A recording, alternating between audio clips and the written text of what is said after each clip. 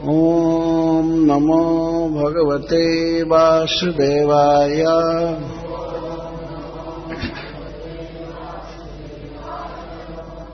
श्लोक 37। आप्याद्य नस्त्वं स्वकृते हित प्रभो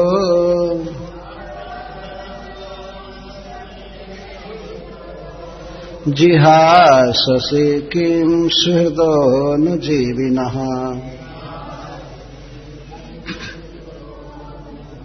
येषां न चान्यत् भवतः पदाम्बुजात् परायणं राजसुयोजितांहसाम्। के वयं नामरूपाभ्याम् जदुभिः सह पाण्डवः भवतो दर्शनं जर्हि ऋषिकाणामिवेशितुः। नेयं शोभिष्यते तत्र जथेदानीं गदाधर त्वत्पदैरङ्किता भाति स्वलक्षणविलक्षितैः। इमे जनपदाः सुवृद्धाः सुपकौषधिविरुधः। नद्याद् वनाद्रिनद्युदन्वन्तो हेधन्ते तव वीक्षितैः।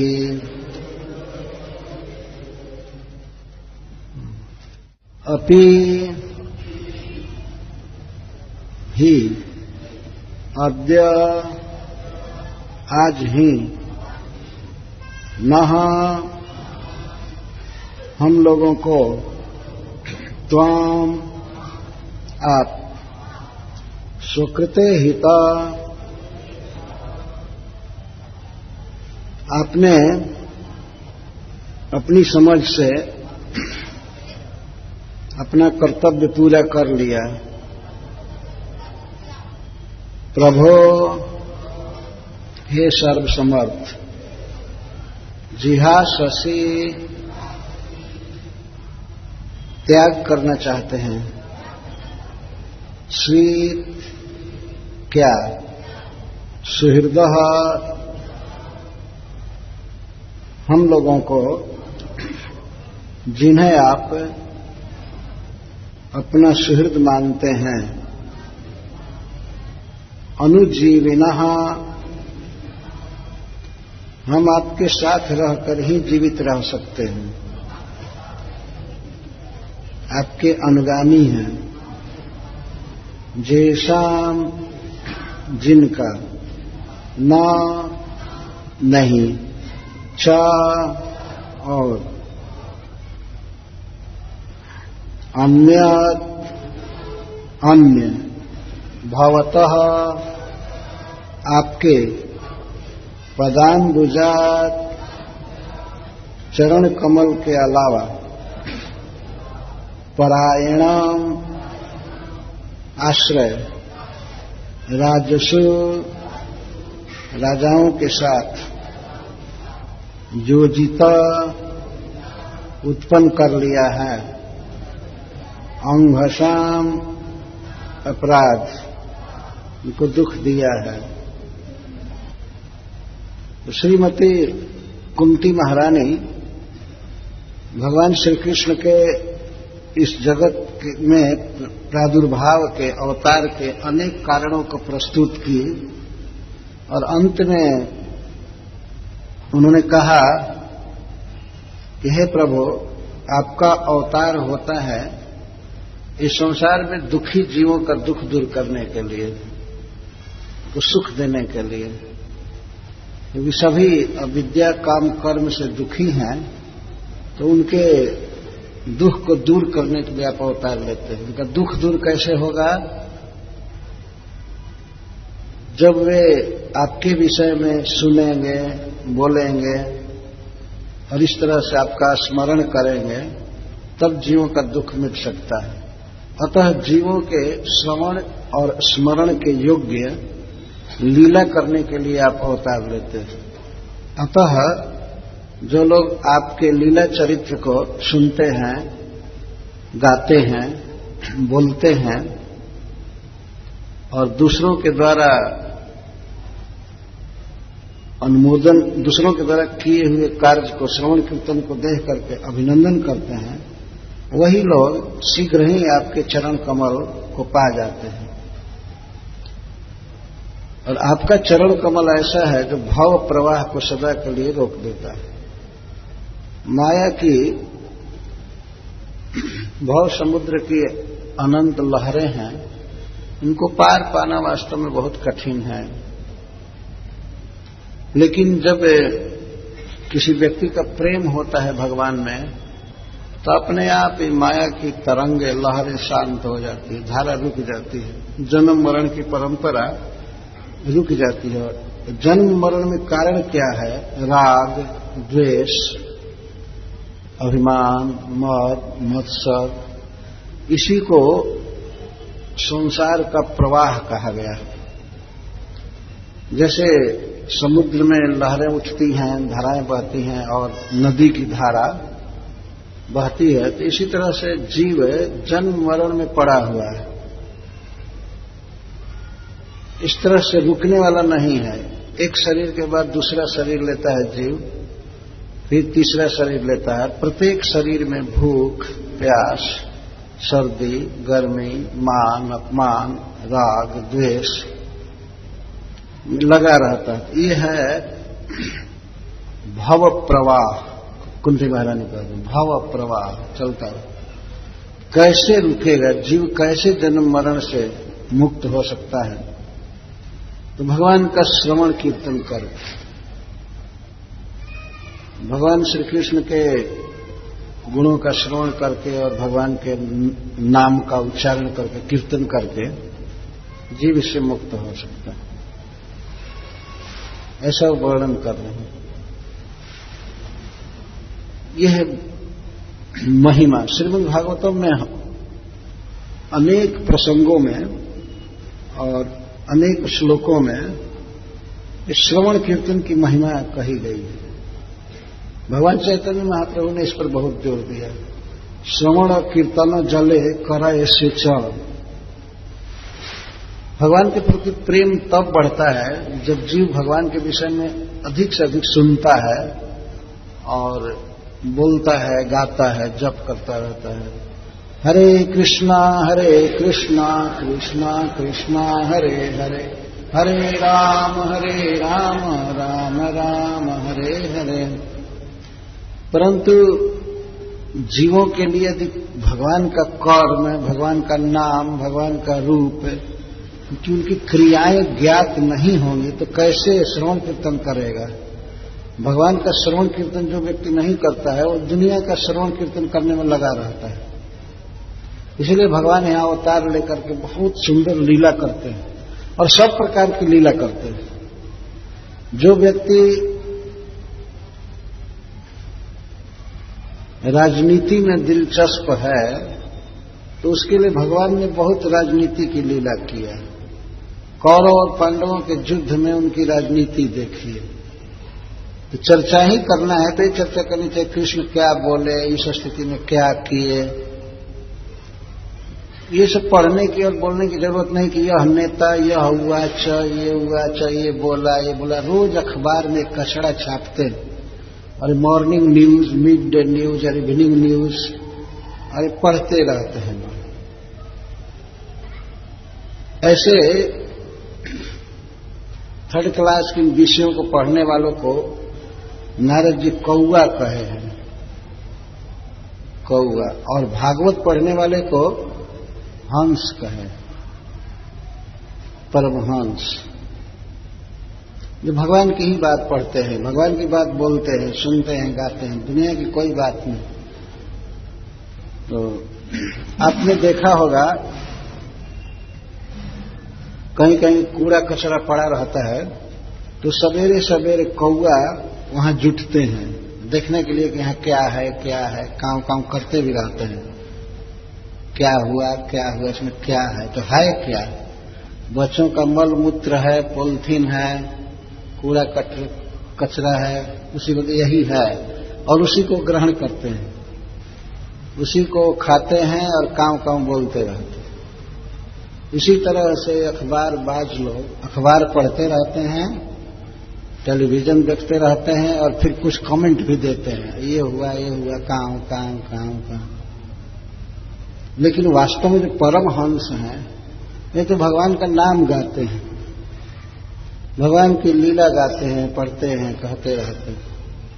ऐसा नारद जी ने कहा है, तद वायसम तीर्थ मुसंति नाम से नजत्र हंसा निर्मंत शिक्षाया। जहां कौवे जुटते हैं वहां हंस लोग नहीं जुटते हैं। आपने देखा होगा बड़े बड़े शहरों में, शहर के बाहर कूड़ा कचरा का पर्वत लग जाता है एक प्रकार का। वो दिल्ली से इधर बाहर निकलते हैं सोनीपत की तरफ, तो दिल्ली के बाहर होते होते एक बार तो मुझे भ्रम हुआ, मैं सत्य बोल रहा हूं, मैं कहा कि ये कैसा पर्वत है, बस दिखाई दे रहा, ये पता चला कि दिल्ली का कचरा पर्वत है।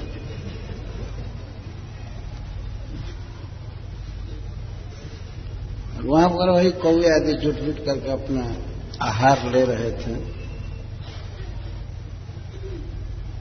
तो भगवान की लीलाएं बहुत मधुर हैं। अगर राजनीति पर चर्चा करनी है तो महाभारत पढ़ना चाहिए, बहुत सुंदर राजनीति है। भारतीय सिंहासन के लिए भगवान थे बीच में और उनके ही परिवार संबंधी में युद्ध होने वाला था, तो कैसे कैसे युद्ध करना, युद्ध का दाव पेच। तो जो राजनीति की बात सुननी हो, पढ़नी हो तो महाभारत पढ़ना चाहिए। कोई प्रभुपाद जी कहते हैं कि अगर आजकल का जैसे ये बॉलीवुड है, सिनेमा की बातें, एक लड़का एक लड़की से कैसे आसक्त है, कैसे मिलते हैं, सामाजिक मर्यादा तोड़ करके, परिवार की अपेक्षा छोड़ करके मिलते हैं, समाज उन्हें रोकता है, लेकिन फिर भी वो मिलते हैं, उनको विजयी दिखाना चाहते हैं। सिनेमा लिखने वाले इतने धूर्त हैं, लिखने में दिखाते हैं कि ये लड़का सामाजिक मर्यादा छोड़ करके मिल रहा है, तो उनको हमेशा विजयी दिखाते हैं। इन बातों को पढ़ने में अगर रुचि हो तो श्रीमद् भागवत के 10वें स्कंध का वो प्रसंग पढ़ना चाहिए जिसमें भगवान ऐसी लीला किए गोपीजनों के साथ। तो उसको पढ़ने से, सुनने से व्यक्ति हृदय के काम रोग से मुक्त हो जाता है। ये फल मिलता है सुखदेव जी को। और भी अर्थ की बात करनी हो, कैसे रुपया कमाया जाता है, कैसे क्या किया, तो भगवान की बात सीखनी चाहिए। कैसे जा करके स्वर्ग से कल्प वृक्ष लाए अपने घर में रोपने के लिए, स्वर्ग से वृक्ष लाए, प्लांटेशन की तो स्वर्ग का वृक्ष लाए। और कितना कितना धन प्राप्त किया भगवान ने, इंद्र उनको धन दिए, 16,000 स्त्रियों के लिए 16,000 भवन बने हुए थे, सब भवन सोने के बने हुए थे, रत्नों के द्वारका में। कैसे भगवान गृहस्थ जीवन में लीला करते थे। अगर गृहस्थों के चरित्र पढ़ना हो तो भगवान का पढ़ना चाहिए। इसलिए प्रभुपाद जी इस तरह से बहुत बातें कहे।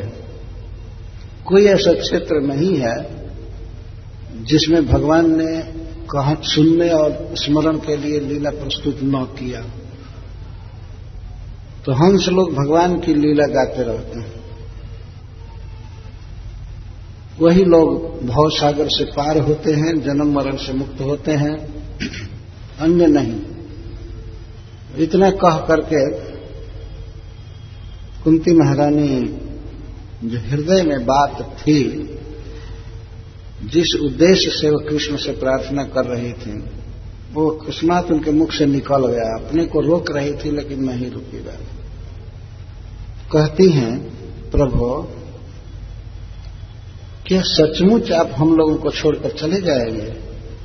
अकस्मात देख क्या वर्णन कर रही हैं और अकस्मात क्या निकल रहा है। तो रथ पर चढ़ चुके थे भगवान, अपनी बुआ से कुंती से अनुज्ञा ले लिए थे, बैठ गए थे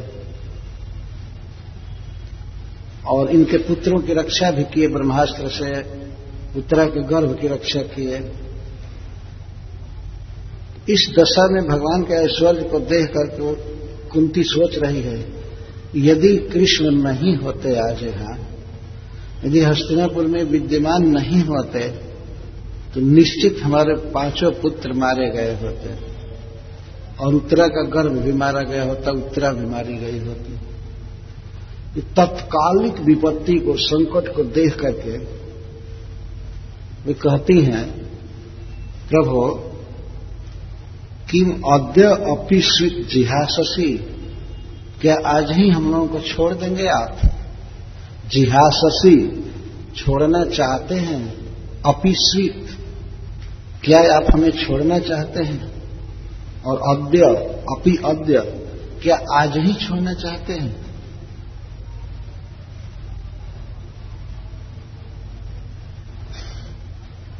आपका इस तरह से हम लोगों का परित्याग अनुचित है, ये उचित नहीं है। हमको छोड़ करके आप जा रहे हैं, ये उचित नहीं है। क्यों? क्यों उचित नहीं है? तब कुंती महारानी कहती हैं, सुहृद अनुजीविना, हम आपके सुहृद हैं, आप हमको अपना प्रिय मानते हैं। न शब्द अस्माकम, ये अपने पुत्रों के अभिप्राय से बहुवचन लगा रहे हैं। आप हम लोगों को अपना मानते हैं, अपना बनाए हैं, तो हमें इस प्रकार से दाहक वियोग दुख में डालकर क्यों जा रहे हैं? हम आपके बिना नहीं जी सकते हैं। अनुजीविना, हम आपके अनुजीवी हैं। अनुजीवी का एक अर्थ है अनुगामी, अथवा आपके छोड़े हुए भोजन को, प्रसाद को, शीत प्रसाद को खा करके हम जीते हैं। अथवा अनुजीवी का अर्थ है कि आप जब साथ में हैं तभी हम जी रहे हैं, नहीं तो हम वैसे ही नहीं जी सकते हैं जैसे जल के वियोग में मछली नहीं जी सकती। आप उधर द्वारका की तरफ चलेंगे और हम सबका मरण हो जाएगा, इसलिए आप मत जाइए। ये है नारी हृदय की कोमलता। भगवान के विषय में इतना उच्च कोटि का फिलॉसफी बोल रही है और अंत में हम आपके बिना नहीं जी सकते हैं, हम और हमारे पुत्र नहीं जी सकते, इसलिए आप मत जाइए। भगवान ने कहा कि बुआ, मैं तो बहुत काल तक यहां रहा, 4 महीने रहा हूं और इस विश्व युद्ध के संचालन में व्यस्त रहा, कुरुक्षेत्र के युद्ध में। तुमको मालूम है कि वहां पर भी बच्चे हैं, स्त्रियां हैं, सारा समाज है द्वारका में। मैं यहां 4 महीने से हूं, जाना आवश्यक है, वहां मेरा जाना उचित है, बहुत जरूरी है, इसलिए मैं जाना चाहता हूं और कुछ दिन के बाद आ जाऊंगा। कुंती कहती, नहीं, आप नहीं आएंगे, आप हमारे सारे विपत्तियों को नष्ट करके जा रहे हैं, अब आप नहीं आएंगे और आपके अदर्शन में हम लोग मर जाएंगे, जीवित नहीं रहेंगे। आपके साथ रहने पर ही हमारा जीवन है, अन्यथा आपके वियोग में निश्चित मरण है। अनुजीवना। और ये बात तो कह रही कि हम आपके बिना जी नहीं सकते हैं। दूसरी बात कह रही जिसको सुन करके कृष्ण जरूर नहीं जाएंगे द्वारका। कहते, प्रभु आपके चरणाम्बुज के अलावा, आपके चरण कमल के अलावा हमारा कोई आश्रय नहीं है, हमारा इस दुनिया में कोई नहीं है। यदि आप हमारे रक्षक नहीं रहेंगे तो हमको दूसरे लोग तुरंत मार डालेंगे, क्योंकि राजसु जो जितांग सन, अभी अभी कुरुक्षेत्र के युद्ध में जिन लोगों के पुत्र मरे हैं या पिता मरे हैं, स्वजन मरे हैं, वे बचे हुए राजा लोग, सारे भारत में और सारे विश्व में जितने राजा बचे, उनके स्वजन बचे हैं, वे हमारे पुत्रों को और हमको मारने के फेर में हैं। हमने कुरुक्षेत्र का युद्ध क्या किया, दुनिया से बैर बांध लिया। जिसके परिवार का कोई मरा है युद्ध में, तो वो व्यक्ति प्रतिशोध तो लेना ही चाहेगा नहीं। तो राजसु जोजी तंग सम, राजाओं में हमने द्रोह किया है, उनको सताया है, अतः वे हमें नहीं छोड़ेंगे, हमको मार डालेंगे, अतः हमारी रक्षा के लिए आप यहीं रहिए। यदि आज आप नहीं होते तो हमारे 5 पुत्र मर गए होते, उत्तरा अपने गर्भ समेत मर गई होती, आपके अलावा हमारा कोई नहीं है, इसलिए आप रुकिए यहीं पर। प्रभो संबोधन कर रही हैं भगवान को, आप समर्थ हैं। आज आप जो दिन दिए हैं द्वारका जाने का, किसी से खबर भेज दिए होंगे, चाहे फोन कर दिए होंगे कि आज आ रहा हूं, तो कुंती महारानी कहती है कि आप समर्थ हैं, आप दिन बदल सकते हैं, आप कह सकते हैं कि नहीं नहीं, आप कोई भी दिन टाल सकते हैं, आप समर्थ हैं। अथवा श्रीपाद वल्लभाचार्य जी लिखते हैं, कुंती महारानी कहते हैं प्रभु तो आप हस्तिनापुर में रह करके ही द्वारका का काम कर सकते हैं, यहीं रह करके, आपको जाने की कोई जरूरत नहीं है। ये प्रभु शब्द का अर्थ करते हैं, समर्थ है। वास्तव में भगवान समर्थ है, एक जगह रह करके दुनिया में सारा काम कर सकते हैं। अब समर्थ है तो आप हस्तिनापुर में रहिए, हमारी राजधानी में, हमारे राज्य में, द्वारका मत जाइए। अब तो यहां रह करके भी द्वारका का काम कर सकते हैं। कुंती महारानी की इस प्रार्थना का आशय ये है।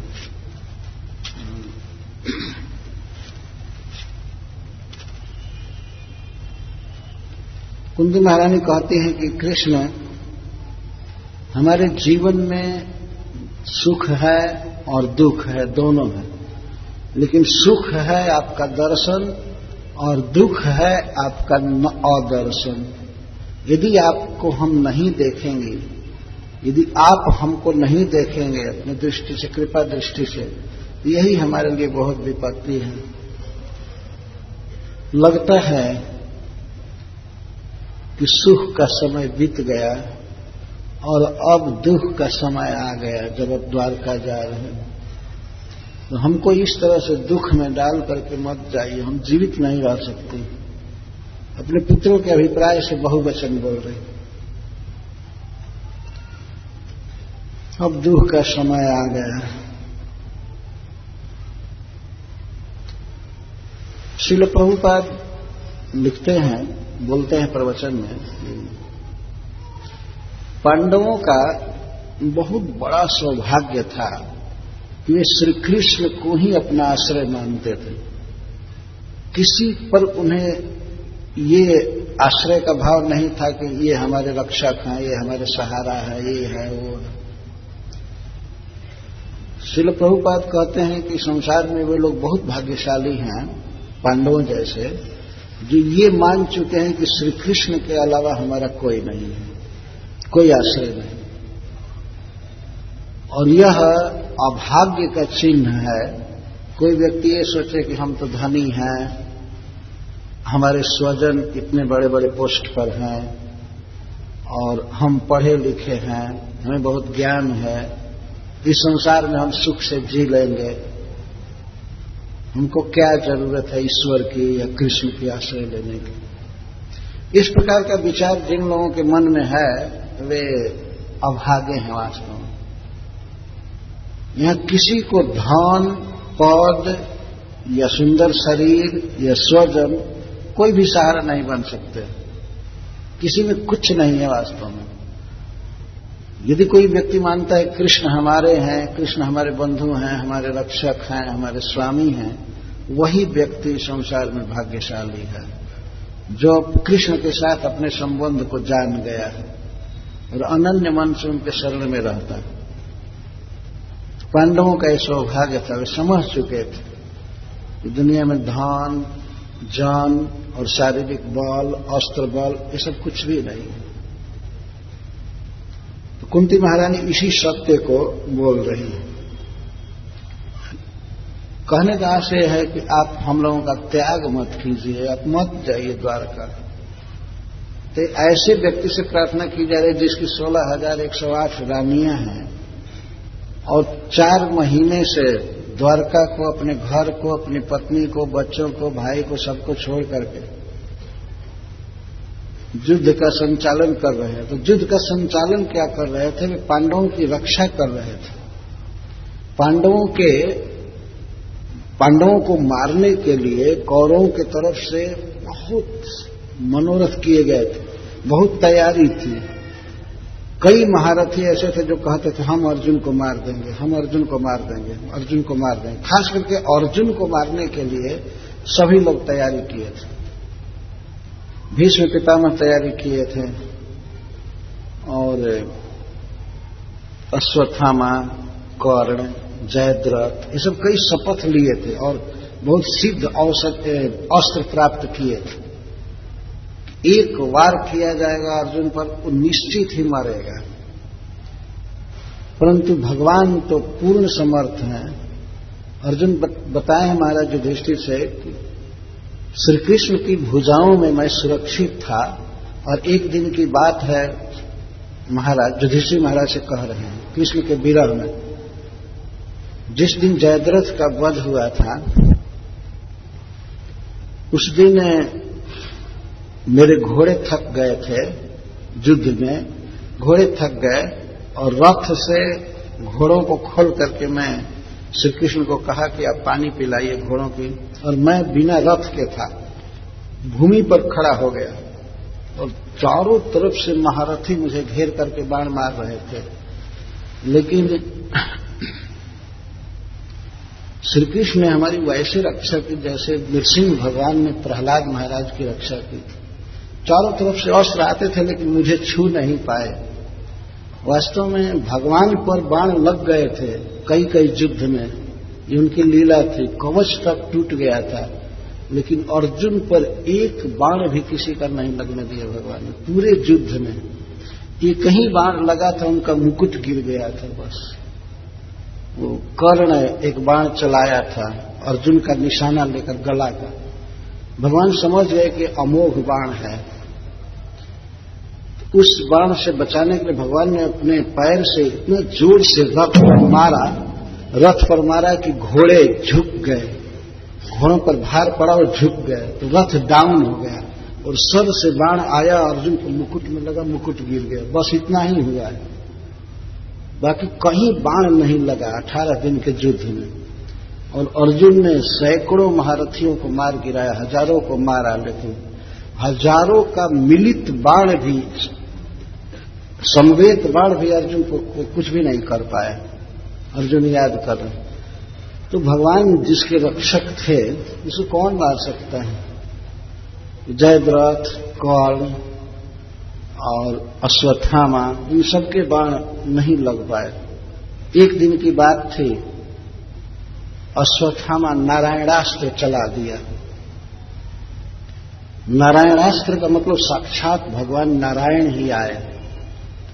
ऐसे नारायणास्त्र को विफल करना किसी के लिए मुश्किल नहीं है और भगवान भी नहीं करते। भगवान श्री कृष्ण भी उसको विफल नहीं करने वाले थे। नारायणास्त्र के प्रतिकार का एक ही उपाय था, हाथ जोड़ देना और पीठ दिखा देना, अपनी हार स्वीकार कर लेना। तो भगवान ने अर्जुन को कहे कि तुम हाथ जोड़ लो, पीठ दिखा लो, ये नारायण का अस्त्र है। तो अर्जुन तुरंत आज्ञा का पालन किए, तो उनको वो बाण नहीं मार पाए। भीमसेन को भगवान ने कहा कि भैया आप तुरंत पीठ दिखा दीजिए, तो हाथ जोड़ लीजिए, नहीं तो ये मार देगा। भीम कहे मर जाऊंगा तो मर जाऊंगा, मैं पीठ नहीं दिखाऊंगा।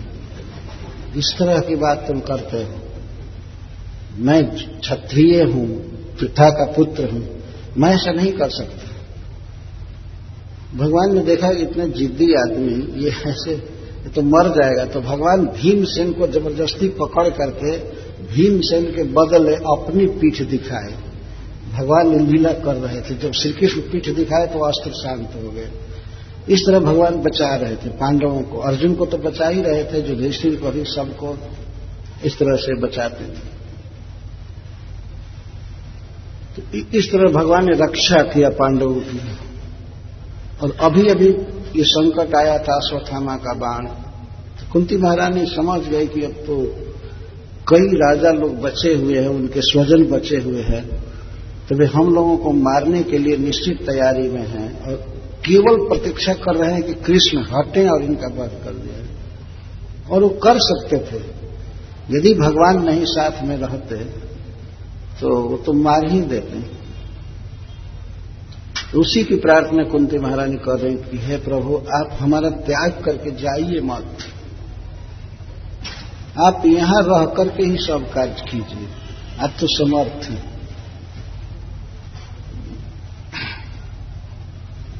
श्रील प्रभुपाद जी एक बात कहते हैं कि आज का मनुष्य विज्ञान पर बहुत भरोसा कर रहा है। हम ऐसे सुखी हो जाएंगे, ये सुखी हो जाएंगे, ये आविष्कार करके, ये आविष्कार करके। लेकिन वो कहते हैं कि दिन पर दिन दुख बढ़ता जा रहा है लोगों को, दिन पर दिन दुख बढ़ता जा रहा है। ये सब चीजें सुख नहीं दे सकती। उसी प्रकार से जैसे मछली को जल से बाहर कर दिया जाए, कि सरोवर से या नदी से बाहर किया जाए, क्यों किया गया? कोई व्यक्ति बहुत दयालु है कि इसको जरा जल की गुलामी से हटा दे, बाहर आकर के फ्री सांस ले, अच्छा से जिएगी। मान लीजिए नियत तो ये है कि मछली सुखी रहे, लेकिन जल से बाहर लाते ही उसका दुख चालू हो जाता है। और कोई व्यक्ति उसको सुखी करने के लिए बासमती का राइस खिलाने लगे, भात खिलाने लगे, इसको खिलाओ खिलाओ, और कोई हलवा खिलाने लगे, कोई सोने का भस्म ला करके खिलावे, कोई औषधि पिलावे, कोई कहे कि ला करके मिल्क पिलाओ, शुद्ध दूध पिला दो, दही खिला दो, वो तो मरता जाएगा, मछली मरेगी।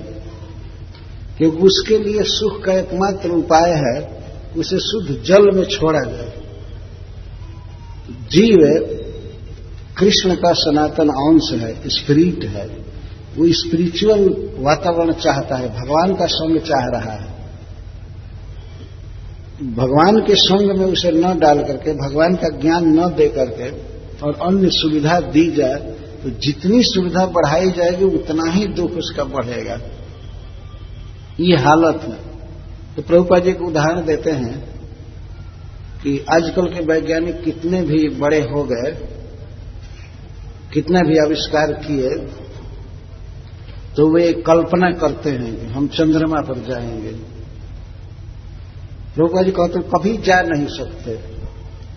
और आजकल पुस्तकें भी निकलने लगी। ये जो लोग चंद्रमा पर जाने की बात कहे वो सब झूठ बोल रहे हैं। कई लोग प्रश्न करते हैं कि अरे भाई वो देश कह रहा है कि हम जाएंगे या गए थे, वो देश कह रहा है, सब लोग झूठ बोल रहे हैं। हाँ, कंबाइन होकर के झूठ बोल रहे हैं, नहीं गए। तो मैं किताब पढ़ा तो उसमें कई कारण दिए गए थे कि नहीं पहुंचे हैं। एक बात ये लोग कहे थे कि चंद्रमा पर हवा नहीं है, इसमें लिखा गया था हवा नहीं है। लेकिन ये लोग गए कहीं से पृथ्वी पर किसी मरुभूमि में एक झंडा गाड़ करके उसका फोटो लिए, वीडियो रिकॉर्डिंग की और कहे कि हम चंद्रमा पर झंडा गाड़ करके आए। चंद्रमा पर झंडा गाड़ करके आए हैं तो वो झंडा हवा में लहरा रहा है, अब उसको कैसे रोक पाए? तो एक प्रश्न उठा कि तुमने कहा था कि चंद्रमा पर हवा नहीं है, तो ये झंडा कैसे हिल रहा है? इसका कोई जवाब नहीं है। वास्तव में ये लोग नहीं गए हैं चंद्रमा पर। इतना मनुष्य समाज को उल्लू बना रहे हैं। ये लोग बड़े गर्व से कहते हैं, पढ़ाने वाले और सुनने वाले, हाँ वो आदमी तो चंद्रमा पर पहुंच गया। कौन पहुंच करके वहां रह रहा है? तो कहते हैं वहां जीवन संभव नहीं है, ऑक्सीजन लेकर जाना होता है। और ये विडंबना देखिए कि वहां पर गए नहीं, पहुंचे नहीं, और लोग कहते हैं कि बहुत सुखमय जीवन है, लंबी आयु है वहां। तो वहां के भूमि का हम प्लॉटिंग करके लाए हैं।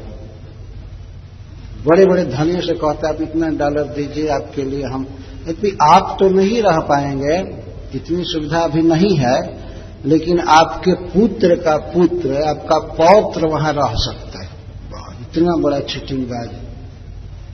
इसके बाद ये मर जाएगा, इसका बेटा मर जाएगा, कौन पूछने वाला? उसके बाद हम भी मर जाएंगे, जो पैसा लिया है वो भी मर जाएगा, तो कौन मांगेगा? कौन कहेगा हमारा प्लॉट नंबर बताओ? हम वहां घर बनाना चाहते हैं, तो पहले तो प्लॉटिंग कर रहे हैं, इसके बाद कहेंगे कि हम तुम्हारे लिए फ्लैट बना देंगे। फ्लैट बना देंगे लेकिन रहेगा तुम्हारे पुत्र का पुत्र, वो भी गारंटी नहीं दे सकते उतने समय में तैयारी हो जाएगी कि नहीं। पहले तुम तो पहुंचो और तुम कंस्ट्रक्शन करो तब तो देखा जाए। अभी इतना ही तक लाए हैं कि वहां जीवन संभव नहीं है, हम लोग प्रयास में हैं कि वहां पर कोई बसे, कोई रहे। ये सब चीटिंग है, थर्ड क्लास की बात। इस तरह का प्लान रावण भी कर रहा था। प्रभुपाद जी कहते हैं रावण मरते समय लक्ष्मण जी से कहा, कुछ लोग कहते हैं कि भगवान ने कहा कि बहुत बड़ा राजनीति विशारद है, इससे कुछ सीखो, नीति सीखो रावण से। पता नहीं सत्य है नहीं है, पर प्रभुपाद जी भी लिखे हैं इसको।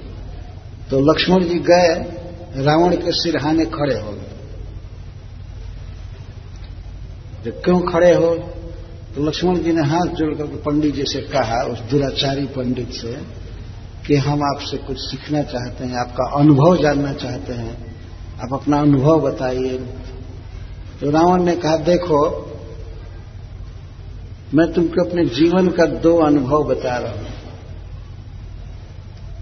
एक तो मैंने अनुभव करके देखा कि गलती काम जल्दी नहीं करना चाहिए।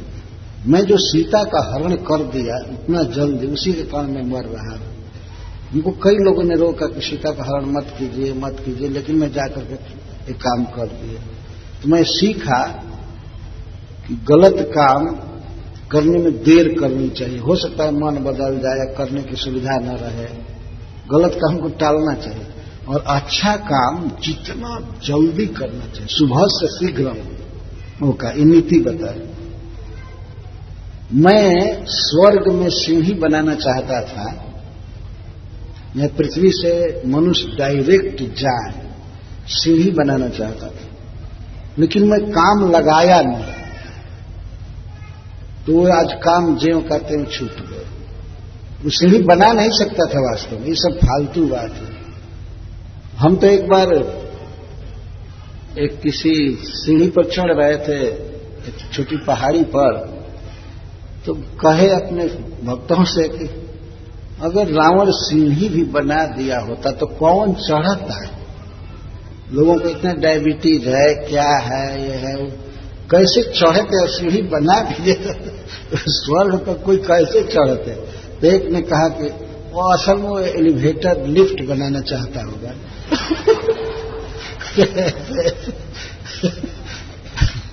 ये सब फालतू बातें हैं। वो सीढ़ी बनाना चाहता था, तब सोचिए चाहता था तो क्या बना सकता था? इसीलिए नहीं बनाया कि काम चालू नहीं किया। देखिए, वो सीढ़ी बनाना चाहता था, वैसा व्यक्ति आज तक फिर कोई नहीं हुआ जो कम से कम काम तो चालू कर दे, कम से कम फाउंडेशन तो बना देता है। और चढ़ने के लिए हिमालय पर सीढ़ी बना दे, यही काफी है, ऊंचे ऊंचे शिखर तक, तो स्वर्ग तक सीढ़ी बना रहा था। फालतू बातें लोग बहुत कहते सुनते। अरे सोचते हैं अब वैज्ञानिक मनुष्य बना रहे हैं, कहां बनाए? परखनली में बनाए। तो आदमी कहीं रोड पर घूम रहा है, एक भी आदमी, भगवान तो मां के गर्भ में करोड़ों मनुष्य बना दिए। वैज्ञानिक बना मनुष्य बना सकता है, बनाया, कहां बनाया है, कहां देखे हो? नहीं, वो ट्यूब में, परखनली में बनाए, देखे हो परखनली में बनाए हैं। कहीं कोई देखा है कि जो मनुष्य बनाया वो मनुष्य बोल रहा है, चल रहा है, खा रहा है, पी रहा है? और कभी परखनली से रोड पर भी घूमेगा ना? यहां तो इतना ट्रैफिक हो रहा है, आदमी ही आदमी भरे पड़े हैं, और ये आदमी कहते हैं हम परखनली में बनाए, एक का भी पता ही नहीं। जीव बना सकते हैं, सब फालतू है। वास्तव में भगवान रक्षक हैं, भगवान जीवन देने वाले हैं। भगवान तो कुरुक्षेत्र के युद्ध के बाद अपनी बुआ से गए थे अनुमति लेने, और उसने अनुमति दे भी दिया। लेकिन तुरंत ही भाव बदलाव कहते नहीं आप मत जाइए, आप मत जाइए। भगवान चरण छुए थे शुरू में, रथ पर चढ़ने से पहले बुआ का चरण छुए, और जब चलने के लिए तैयार हुए तो बुआ ही प्रणाम करने लगे, लेकिन नहीं हम लोग नहीं जी पाएंगे। भगवान ने दया उत्पन्न करने के लिए कुंती कह रहे कि अभी भी हमारे शत्रु ज्यों के त्यों बने हुए हैं। आप ऐसा मत समझिए कि हम सेफ हैं, कभी भी हमारी मृत्यु हो सकती है, कभी भी कोई मार सकता है, इसलिए आप मत जाइए। श्रील प्रभुपाद कहते हैं कि मनुष्य को कभी नहीं सोचना चाहिए कि अब हमारे शत्रु नहीं हैं और अब मैं निश्चिंत हो गया, मैं आराम करूं, बाद में देखूंगा कुछ काम करना होगा। नहीं, सर्वत्र शत्रु लगे हुए हैं। वैसे व्यक्तिगत भी शत्रु लगे हैं सबके, और कलेक्टिव भी, जैसे देश के शत्रु हैं, समाज के शत्रु हैं, शत्रुओं से भरा हुआ संसार है। अगर शत्रुओं से बचना है तो व्यक्ति को चाहिए कि पूर्ण कृष्ण की शरण में हो, भगवान सब समय बचा लेंगे। देश के शत्रु तो आप लोग देख ही रहे, चारों तरफ से कुछ इतने ईर्ष्या कर रहे हैं कि भारत में कुछ टेक्नोलॉजिकल विकास हो रहा है और भारत के लड़के पढ़ते हैं, कंप्यूटर में तेज हैं और सब, ब्रेन वास्तव में भारत के पास सबसे ज्यादा है। हम लोगों ने घूम करके देखा है, अमेरिका आदि में लोगों के पास इतनी बुद्धि नहीं है जितना भारतीय लड़कों के पास है। बड़े बड़े जो कार्य हैं कंप्यूटर से करने के, वे भारत के लड़के कर रहे हैं, मुख्यतः बंगलोर से, हैदराबाद से, बॉम्बे से जाते हैं। बहुत उधर मांग थी कुछ वर्ष, 1-2 वर्ष पहले, अभी भी है, लेकिन वहां की जनता घबराने लगी कि यहां के लोग जब इतने इधर आएंगे और इतने बड़े बड़े कार्य को अपने हाथ में लेंगे तो फिर और की क्या गति होगी। तो कुछ देश ऐसे चाहते हैं कि भारत धनी न होने पाए, तो यहां के जितने भी प्रतिभाशाली छात्र हैं, इंजीनियर हैं, डॉक्टर हैं, बड़े बड़े, सबको पैसे के बल से हम गुलाम बनाकर अपने देश में रखें, इनको फैसिलिटी दे, ये करे वो करे, काम देते हैं, लेकिन वो चाहते हैं कि भारत बहुत विकास न करे। तो लोग क्या कहते हैं, ऐसे ही कहा करते हैं, हाँ इंडिया सुपर पावर होने जा रहा है, इंडिया सुपर पावर होने जा रहा है। भौतिक माने में बहुत पीछे है अभी, लेकिन केवल कहते भरा इस तरह से प्रचार कर, सुपर पावर होने जा रहा है, ये होने जा रहा है, वो होने जा रहा है। ये तो मैं बता रहा हूं शत्रु कैसे आर्थिक शत्रु हैं जो नहीं चाहते हैं कि भारत ऊपर उठने पाए, और आसपास के तो शत्रु सब जानते ही हैं कि पार्लियामेंट पर भी आक्रमण किए, ये किए, वो किए। तो अगर अपने देश की, अपने परिवार की, अपनी समाज की, अपने संबंधियों की रक्षा करनी है तो सबको चाहिए कि कृष्ण के भक्त बने। भगवान रक्षा कर लेंगे कहीं भी। जो गर्भ में बच्चे की रक्षा कर सकता है ब्रह्मास्त्र से, वो क्या नहीं कर सकते, भगवान सब समय रक्षा कर सकते हैं। वास्तव में ये संसद में, विधानसभा आदि में शिक्षा देनी चाहिए कि कृष्ण का आश्रय लो, कृष्ण की भक्ति करो सबको। श्रील प्रभुपाद जी जब इंदिरा गांधी से मिलने के लिए योजना बना रहे थे तो उन्होंने 10 पॉइंट लिखा था इंदिरा गांधी जी से बात करने के लिए। तो उसमें लिखा था कि संसद की कार्यवाही चालू करने से पहले प्रतिदिन 15 मिनट महामंत्र का कीर्तन करें सभी सांसद। प्रभुपाद जी का बहुत ऊंचा उद्देश्य, 15 मिनट सभी महामंत्र का कीर्तन करें, इसके बाद तब शासन की बात करें। सबके लिए उन्होंने लिखा था। और जितने सांसद हैं वे मांस न खाने की शपथ ग्रहण करें।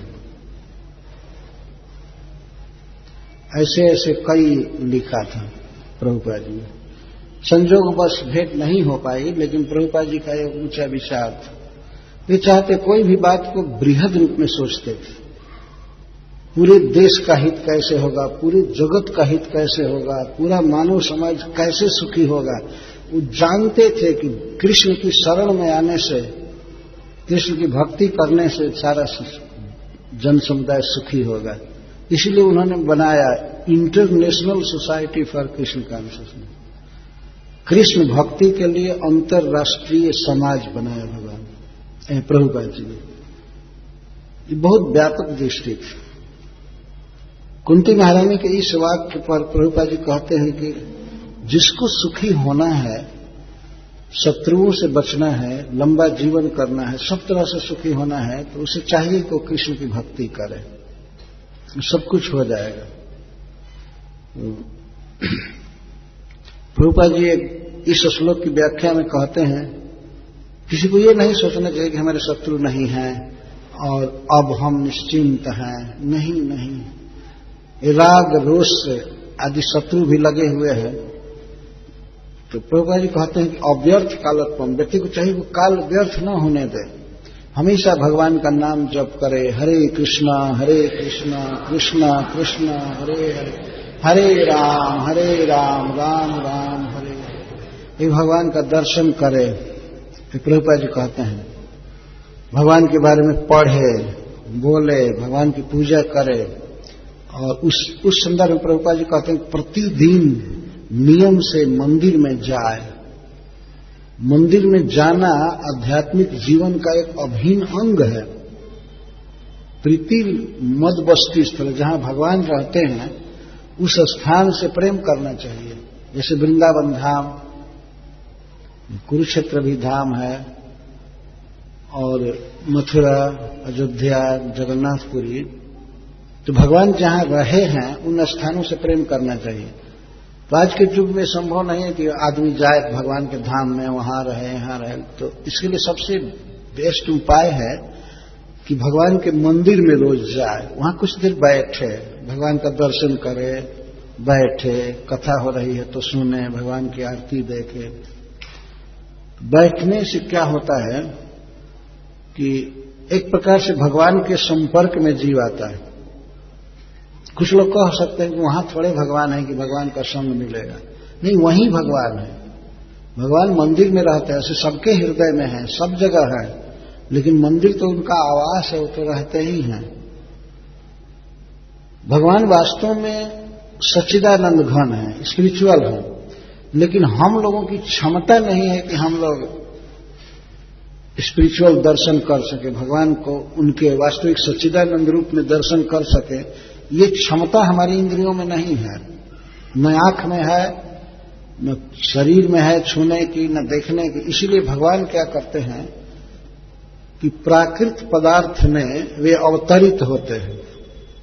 इसीलिए मूर्ति को अर्चावतार कहा जाता है, जहां हम भगवान को देख सकें, उनका श्रृंगार कर सकें, उनके लिए कुकिंग करें, प्रसाद बनाएं, उनका गुणगान करें, कीर्तन करें, उनसे हम कुछ बातें करें।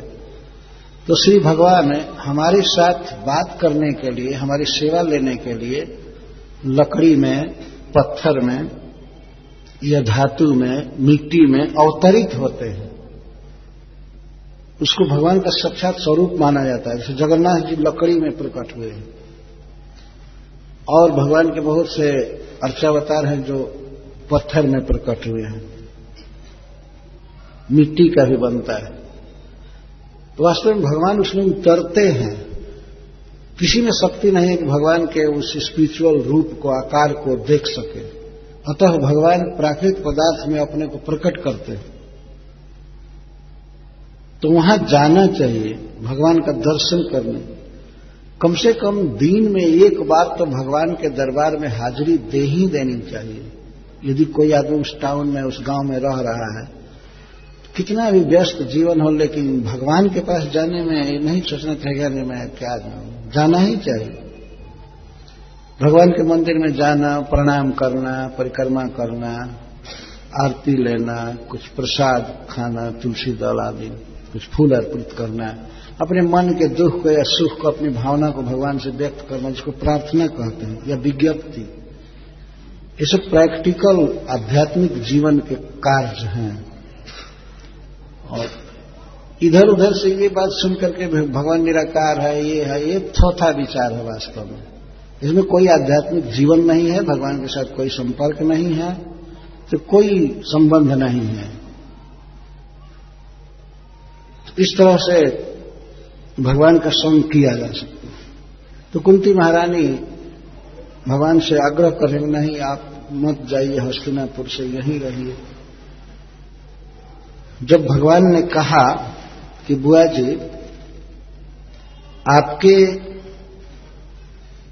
पुत्र पांडवगण और आपके नैहर के लोग, आपके भाई वसुदेव जी, भतीजा श्री बलराम जी, या और भी जैसे अक्रूर जी, कृतवर्मा, बहुत से लोग हैं आपके नैहर के लोग, बहुत बलवान हैं और इसके साथ ही साथ धनी हैं, संपन्न हैं, सब प्रकार से समर्थ हैं, वीर हैं और समर्थ हैं। और आपके पुत्रों का तो कहना ही नहीं, ये इतने बड़े बड़े धनुर्धर हैं, वीर हैं, तो फिर आप इतनी दीनता से क्यों बोल रही हैं कि हमारा कोई नहीं है, हमारा कोई रक्षक नहीं है। अरे एक स्त्री के लिए दो परिवार से संबंध होता है। एक स्त्री सदा दो परिवार से युक्त रहती है, पिता के परिवार से और पति के परिवार से। तो कुंती के तो दोनों परिवार परम वीर और समर्थ थे।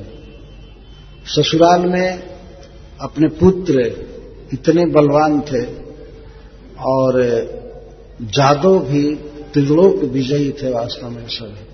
तो आप इतना दीन क्यों बन रही हैं? क्यों कहते हैं कि आपका कोई नहीं है, आपका कोई रक्षक नहीं है?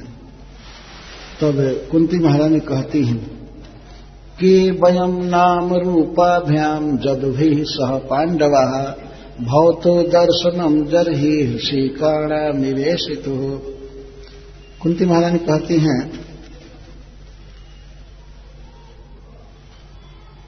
हम लोगों का क्या हम लोगों की क्या सत्ता है, हम लोग क्या हैं? चाहे जादवों पर विचार किया जाए चाहे पांडवों पर।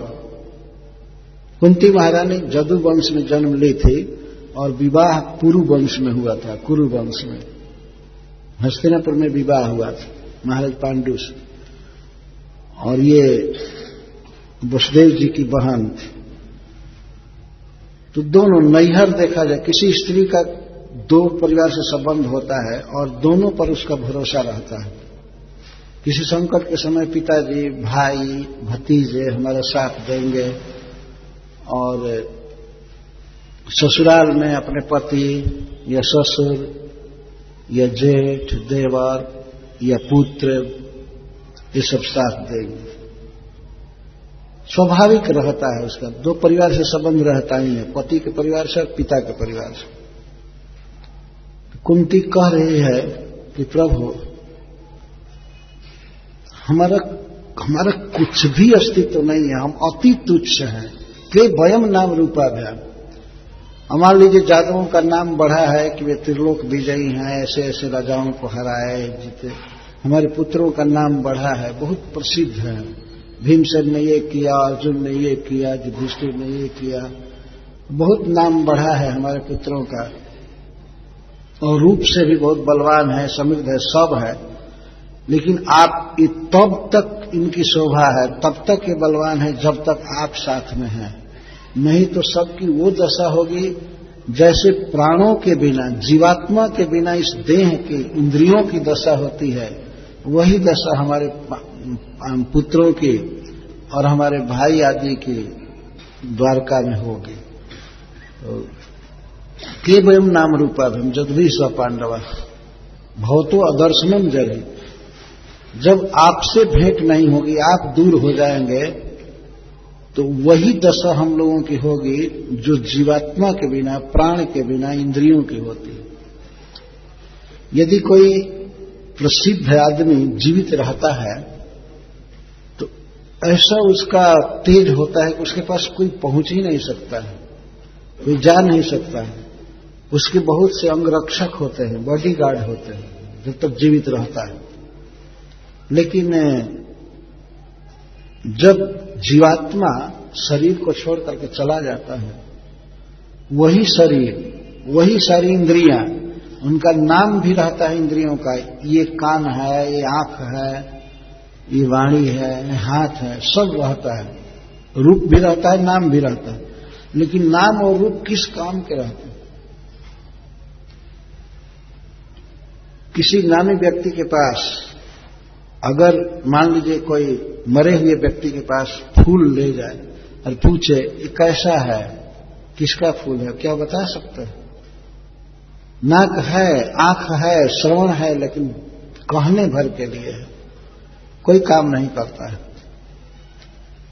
और जब वो शरीर छोड़ देता है तो उसके पास कोई भी पहुंच सकता है अगर आप, और उसको दूसरे लोग भी फेंक देते हैं। अब कोई अंगरक्षक नहीं रहता है, कोई बॉडीगार्ड नहीं रहता है, बल्कि बड़े ही चाहे जुलूस से या स्नेह से कहिए ले जाकर के शरीर को चिता पर जलाकर राख कर दिया। ये किस काम का होता है? क्यों जीवित? क्या बात थी? आत्मा शरीर में था तो आत्मा की उपस्थिति से वो जीवित रहता है। अन्यथा न वो बोल सकता है, न सुन सकता है, न देख सकता है। कई बार लोग यहां तक कह देते हैं सन्यासी का शरीर स्पिरिचुअल होता है। इसमें कुछ नहीं होता है, स्पिरिचुअली काम करता है, स्पिरिचुअल नहीं हो जाता है। अगर स्पिरिचुअल हो जाता है तो फिर इसे गड्ढा खोद करके उस पर नमक के बोरा और माटी क्यों पटकते हैं? जरा सोचिए, प्राणहीन जीवात्मा के बिना इस शरीर को मिट्टी के अंदर डाल दिया जाता है, कहे दफना दिया गया। मिट्टी भर करके ऊपर से सीमेंट का चबूतरा बना दो, बस हो गए। आत्मा का वास्तव में महत्व है, न कि शरीर का। तो जैसे जीवात्मा के शरीर से विदा होते ही इंद्रियां बेकार हो जाती हैं, वैसे ही प्रभु जब हम आप पांडवों के साथ नहीं रहेंगे या जादवों के साथ नहीं रहेंगे तो ये सब मरे हुए देह के समान है, कुछ किसी भी कीमत के नहीं है, अति तुच्छ है। तो आप जब हमारे साथ नहीं रहेंगे तो आप यही समझिए कि हम मृतक हो गए, मर गए, मरण तुल्य है, हम मर जाएंगे। फिर शत्रु का निवारण करना या कोई बात बोलना और ये करना, फिर नाम और रूप में क्या दम होगा? और जीवात्मा क्या है? जीवात्मा श्री कृष्ण का एक अंश है।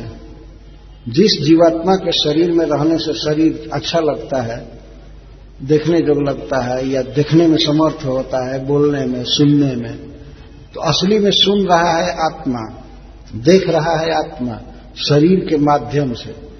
जैसे मान लीजिए कोई व्यक्ति देखता है, चश्मा लगा लेता है, देखता है, लेकिन देखती हैं आंखें। अगर टोटल अंधा व्यक्ति हो जाए तो चश्मा काम करेगा क्या? नहीं करेगा। तो आत्मा भीतर रह करके सुन रहा है, बोल रहा है, कुछ सोच रहा है, जा रहा है, खा रहा है, काम कर रहा है। जिस दिन आत्मा शरीर को छोड़कर चला जाता है, शरीर निष्क्रिय पड़ जाता है, जिसको मृतक कहते हैं। आत्मा से शून्य शरीर को मुर्दा या मृतक कहा जाता है। तो हम वैसे ही हैं, हम जी रहे हैं आपके कारण। आप साथ में हैं, इसीलिए हमारे पुत्रों में इतना तेज है या जादवों में पराक्रम है। आपके बिना हमारी कोई भी कीमत नहीं है, हम अति तुच्छ हैं। इसलिए हमें जीवित रखिए, हमको अच्छा रखिए, हमको सुखी रखिए, आप यहां से मत जाइए। के वयम नाम रूपाभ्याम जगदीश पांडव। इतना महत्व है जीवात्मा का, उसके बिना इंद्रियां किसी काम की नहीं। अगर मान लिया जाए कि एक एक इंद्रिय खराब हो जाए पर किसी तरह से प्राण बचा रहे तो आदमी यही कहेगा ना कि ये अंधा है। मान लीजिए आंख खराब हो गई, कहेगा अंधा है, या ये सुनता नहीं, एक इंद्रिया खराब हो गई, ये बहरा है, ये लंगड़ा है, पैर ठीक से काम नहीं करता है, ये हाथ ठीक से काम नहीं करता, तो आदमी कहकर काम चला लेता है। वो लूल्हा है, वो अंधा है, वो बहरा है, वो लंगड़ा है। लेकिन जिस दिन जीवात्मा शरीर को छोड़ करके चला जाता है तो पूर्ण मरण हो जाता है। और अंधा लंगड़ा आदि का कोई प्रश्न नहीं, सारा शरीर ही निष्क्रिय हो जाता है। महारानी कुंती इस तत्व को समझ गए हैं। जीवन में जो भी तेज है, स्फूर्ति है, जीवन का लक्षण है, वो कृष्ण के कारण है। भगवान ऐसे भी गीता में कहते हैं, सर्वस्व चाहम हृदय सन्निविष्टम मत्तः स्मृति ज्ञानम अपोहनम च वेदैश्च सर्वैरहमेव वेद्यो वेदांत कृत वेद विदय वचाह। मैं सभी जीवों में परमात्मा रूप से हूं और मैं ही स्मृति देता हूं, मैं ही विस्मृति देता हूं, ज्ञान भी मैं ही देता हूं और सारे वेदों के द्वारा मैं ही प्रतिपाद्य हूं।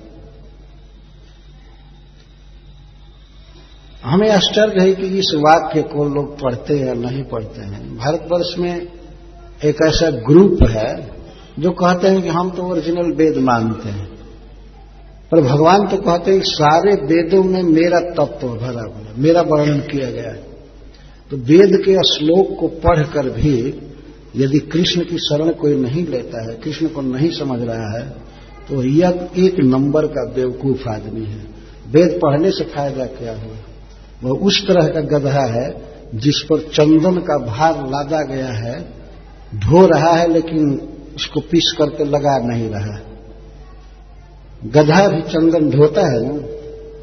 गधा ऐसा बेवकूफ जानवर है, उस बासमती का राइस उस पर ढोइए लेकिन एक छटांग का भी भात उसको नहीं देते हैं, तो दूसरों के लिए ढोता रहता है। रेशमी कपड़ा धो धो करके धोबी गधे पर लाद कर ले जाता है, लेकिन उसको एक अंडरवियर भी नहीं पहनाता है, ये सुलभ नहीं है। ये गध है जो ये कहते हैं कि हम वेद पढ़ते हैं पर कृष्ण को नहीं जाने। इसका मतलब कि गधों जैसा केवल भार ढो रहे हैं संस्कृत श्लोकों का, इससे फायदा क्या है? उसे तो वह व्यक्ति महान है जो भगवान का नाम जप करता है, हरे कृष्णा कृष्णा कृष्णा हरे हरे, हरे राम राम राम हरे। एक श्लोक में कहा गया है कि भगवत भक्ति ही नस्य जाति शास्त्रम जपस्तपः अप्राणस्यैव देहस्य मंडनम लोकरंजनम। जिस व्यक्ति में भगवान कृष्ण के प्रति भक्ति नहीं है उसका सब कुछ व्यर्थ है। क्या क्या? जाति, उच्च जाति में जन्म लेना, और शास्त्र, उसका शास्त्र ज्ञान बहुत पढ़ा है, उसे बहुत श्लोक याद है, बहुत ऋचाएं याद किया है, इसको शास्त्रम कहते, शास्त्र पढ़ा है, जप किया है और कई मंत्रों का जप भी किया है, तप, वर्णाश्रम धर्म का पालन किया, तप किया, दुख सहा, लेकिन ये सब क्या है? अप्राणस्य व देहस्य मंडनम लोकरंजनम। ये सारी विद्या, पढ़ाई लिखाई, सब कुछ उच्च जाति में जन्म लेना है, क्या है? निष्प्राण शरीर का मंडनम, श्रृंगार है।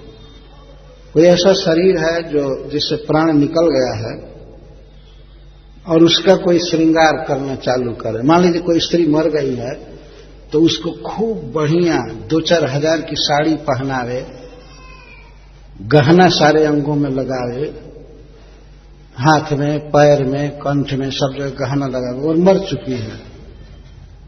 तो दूसरा बेवकूफ आएगा और कहेगा, आहा कितनी सुंदर है स्त्री, कितना सुंदर गहना है, बहुत सुंदर वस्त्र है, बहुत सुंदर तिलक है, गहना है।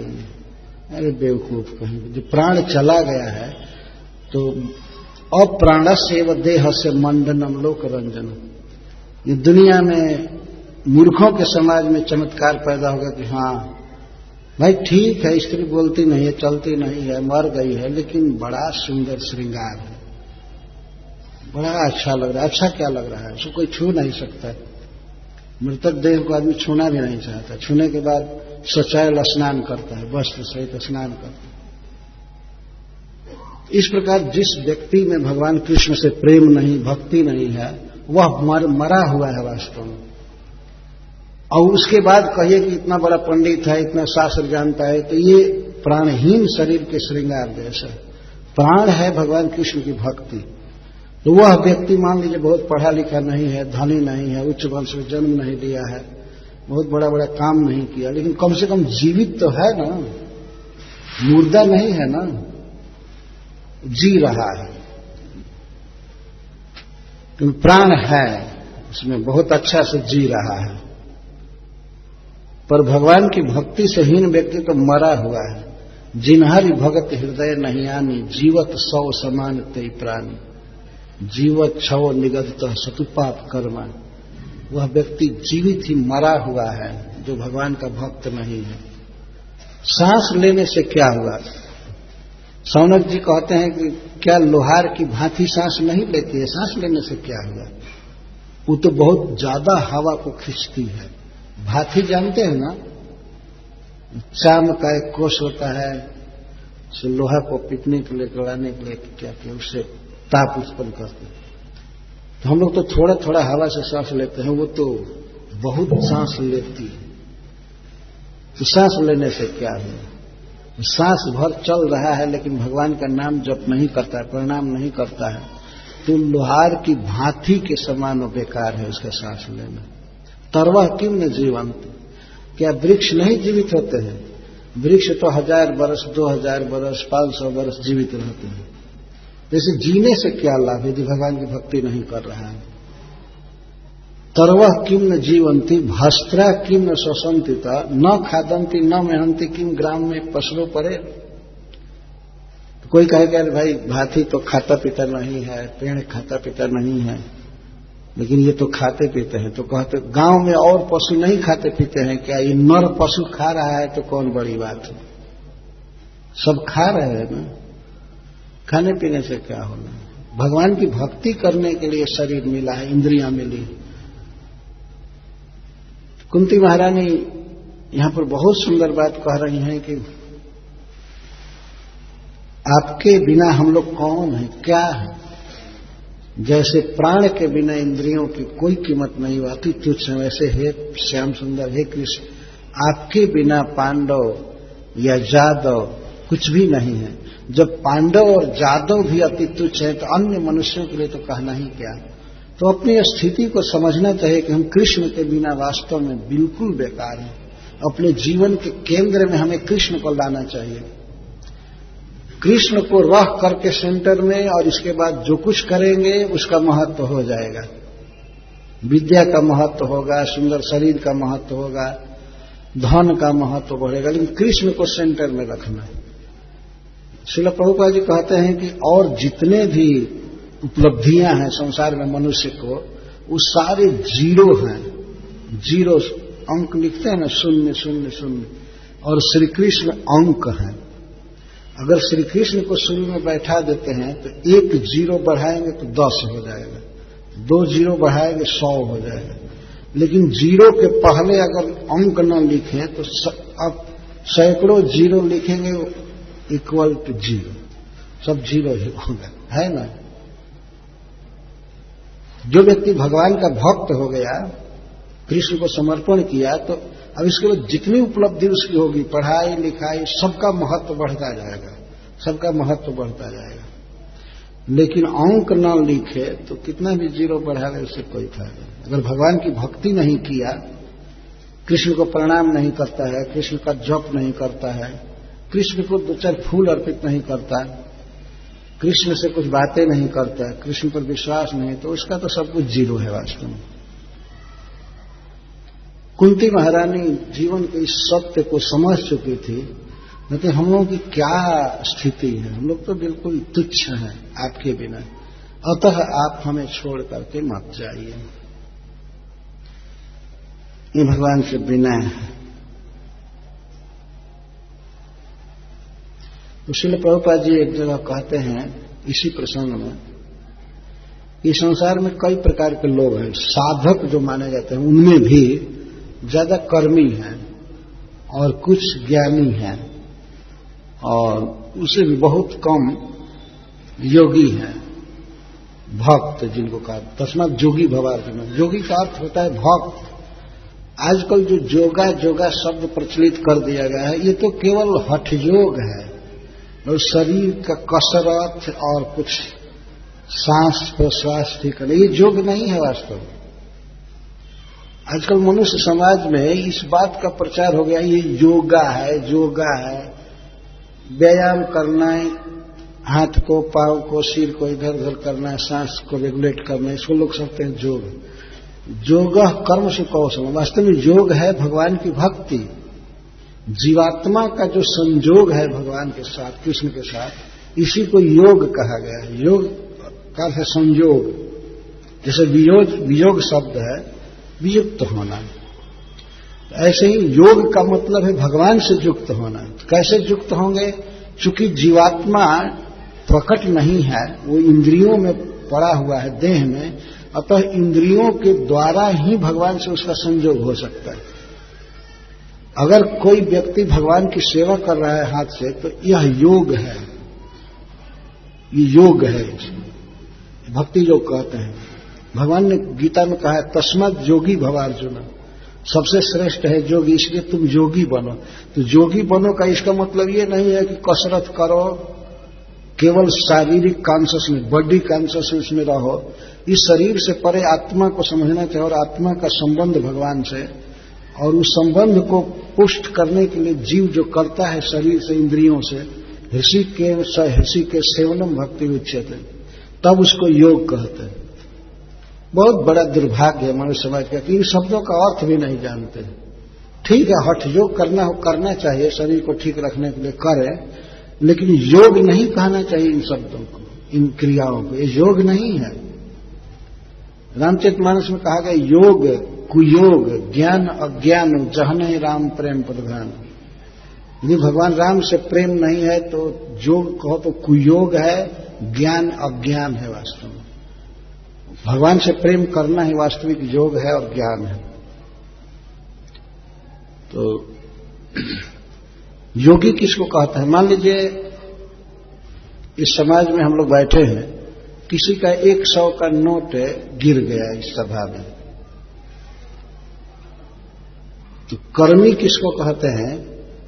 कर्मी प्रत्येक वस्तु को अपने इंद्रिय तृप्ति के लिए समझता है। बस भोगो भोगो भोगो, ये चीज इकट्ठा करो, पैसा कमाओ, ये करो और खूब खाओ पियो भोगो, घर बनाओ, फर्नीचर लाओ, ये सब कार लाओ, नया नया मॉडल का, ये सब लेकर के भोग।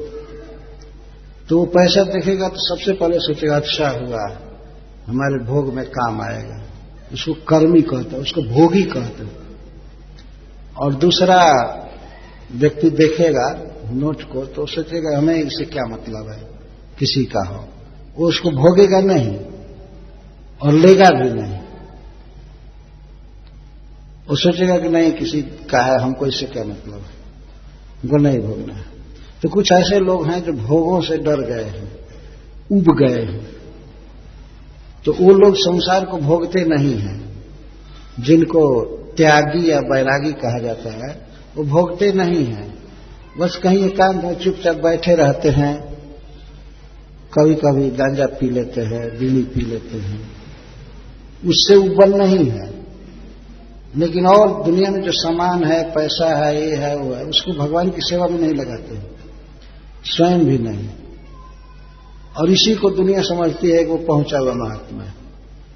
इसको त्यागी कहते हैं या ज्ञानी।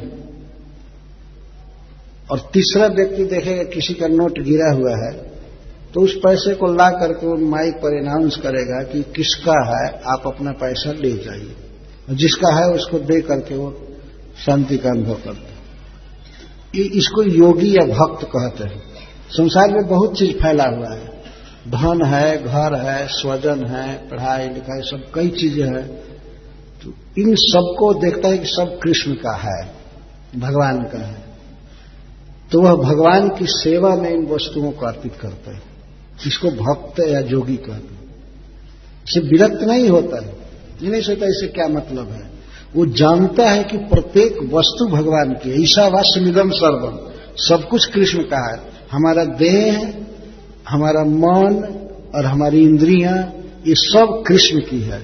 वास्तव में देह भगवान की बहिरंगा शक्ति का कार्य है, भिन्न प्रकृति, इंद्रियां, देह भिन्न प्रकृति है, और जीव जो है वो अभी कृष्ण का है, जिसको परा प्रकृति कहते हैं। जीव कृष्ण का है तो वो समझ जाता है कि मैं कृष्ण का हूं, मेरा देह कृष्ण का है, मेरा मन कृष्ण का है, इसीलिए अपने को यही भावना करता है मैं कृष्ण का अंश हूं, कृष्ण का दास हूं, और देह को कृष्ण की सेवा में लगाता है, मन को कृष्ण की सेवा में लगाता है। मन को किस तरह कृष्ण की सेवा में लगाया जा सकता है, इसका बहुत सुंदर उदाहरण श्रीमद् भागवत में है। जब भगवान श्री कृष्ण गाय चराने के लिए वन में चले जाते थे, गोपियां अपने अपने घरों में बैठी खेत में डूब जाती थी। प्रियतम श्याम सुंदर के चरण कमल अतिशय सुकुमार हैं, अरे वन में पत्थर पर चलते होंगे, घास पर, कटी हुई घास पर, कांटा पर पैर पड़ता होगा, तो दिन भर शोक में डूबी रहती थी। कब उनके चरणों को सहलाऊंगी, कब उनको आराम से रखूंगी, उनको बहुत दुख होता होगा। देखिए वृंदावन में भगवान को कोई दुख नहीं होता। वृंदावन का प्रत्येक वस्तु, प्रत्येक चीज वो फूल से भी अधिक सुकोमल, माखन जैसा हो जाता। लेकिन गोपियों का ऐसा स्वभाव था, प्रियतम श्याम सुंदर के विषय में सोच करके रात दिन यही सोचती रहती थी, यही कहती रहती थी, वो बड़े दुखी होंगे, उनके पैर में पीड़ा हो रही होगी। इसको कहते हैं मानसिक सेवा। अपने घर में थी, भगवान श्री कृष्ण से प्रकट कोई संबंध भी नहीं था, लेकिन कृष्ण का ही चिंतन करती रहो। तो भक्त तो अपने मन से भगवान का कैसे प्रचार होगा, भगवान कैसे सुखी होंगे, कैसे संतुष्ट होंगे, इसी में लगा रहता है।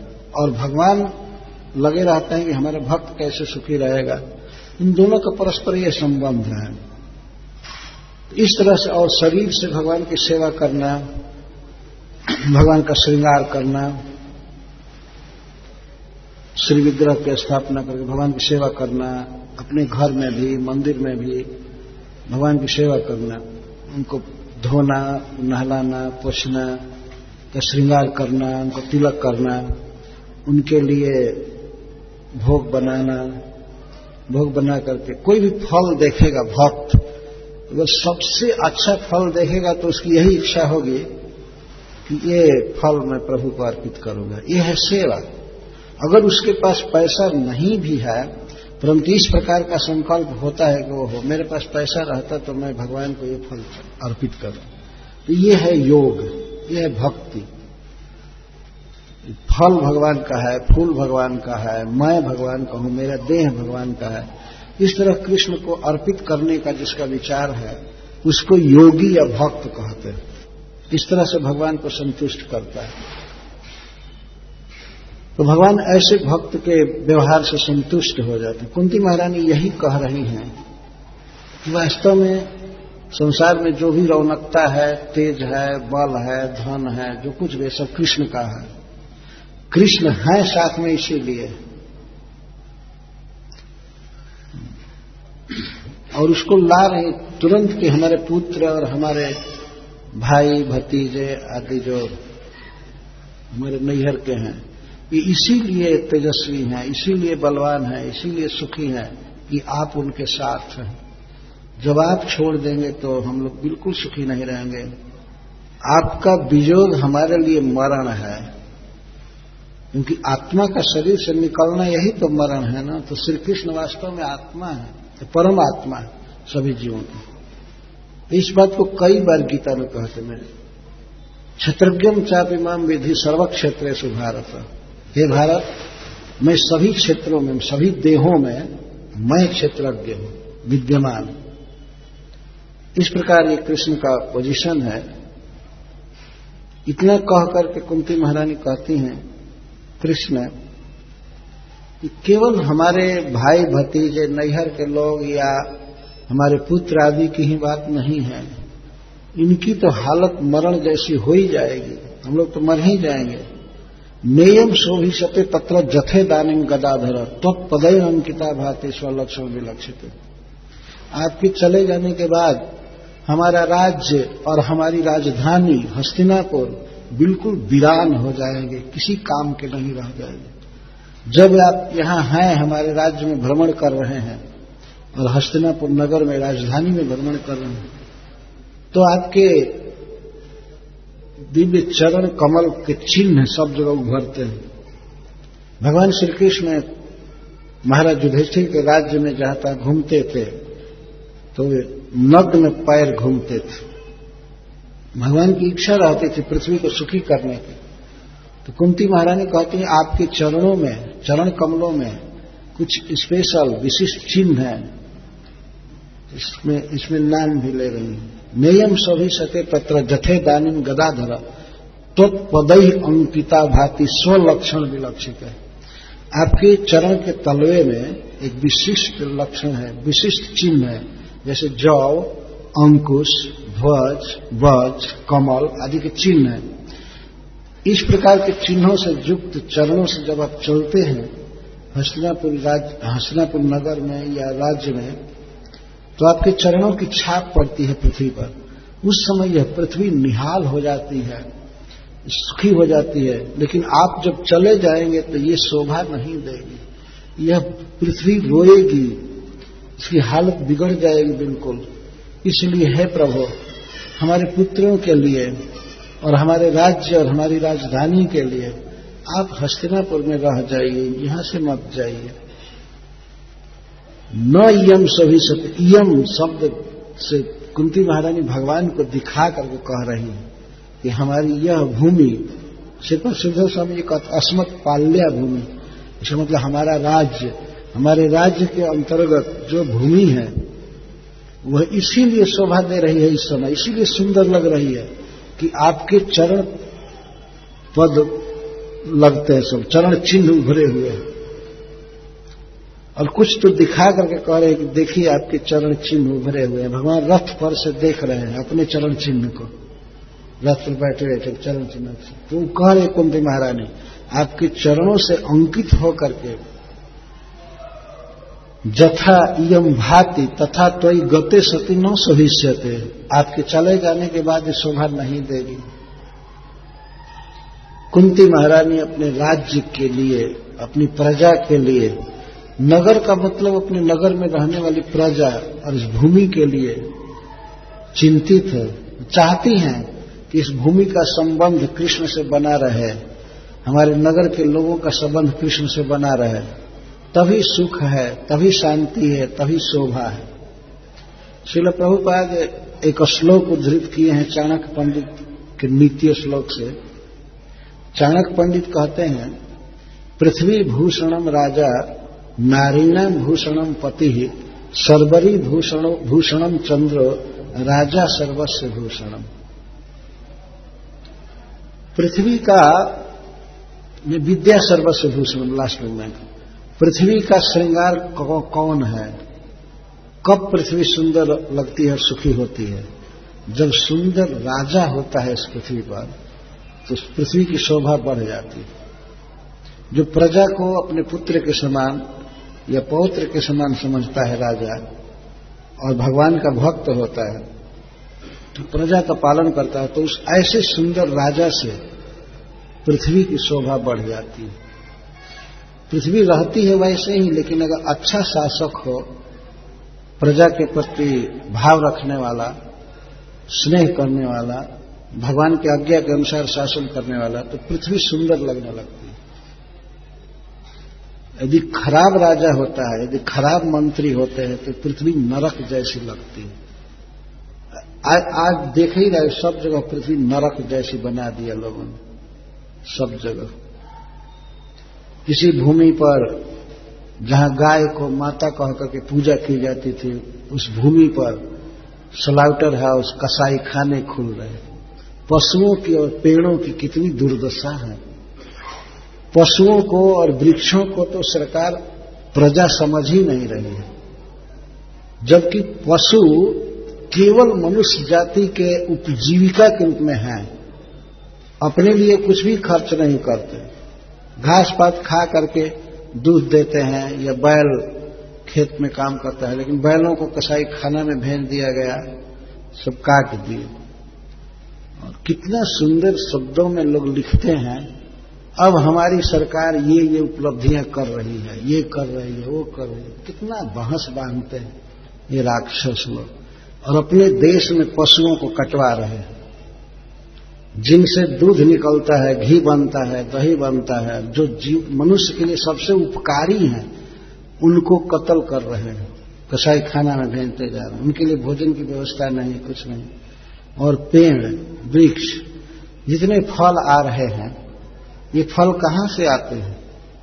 ड्राई फ्रूट या ग्रीन फ्रूट जो भी है, कहां से आ रहा है? ये फल सब वृक्षों से आ रहे हैं।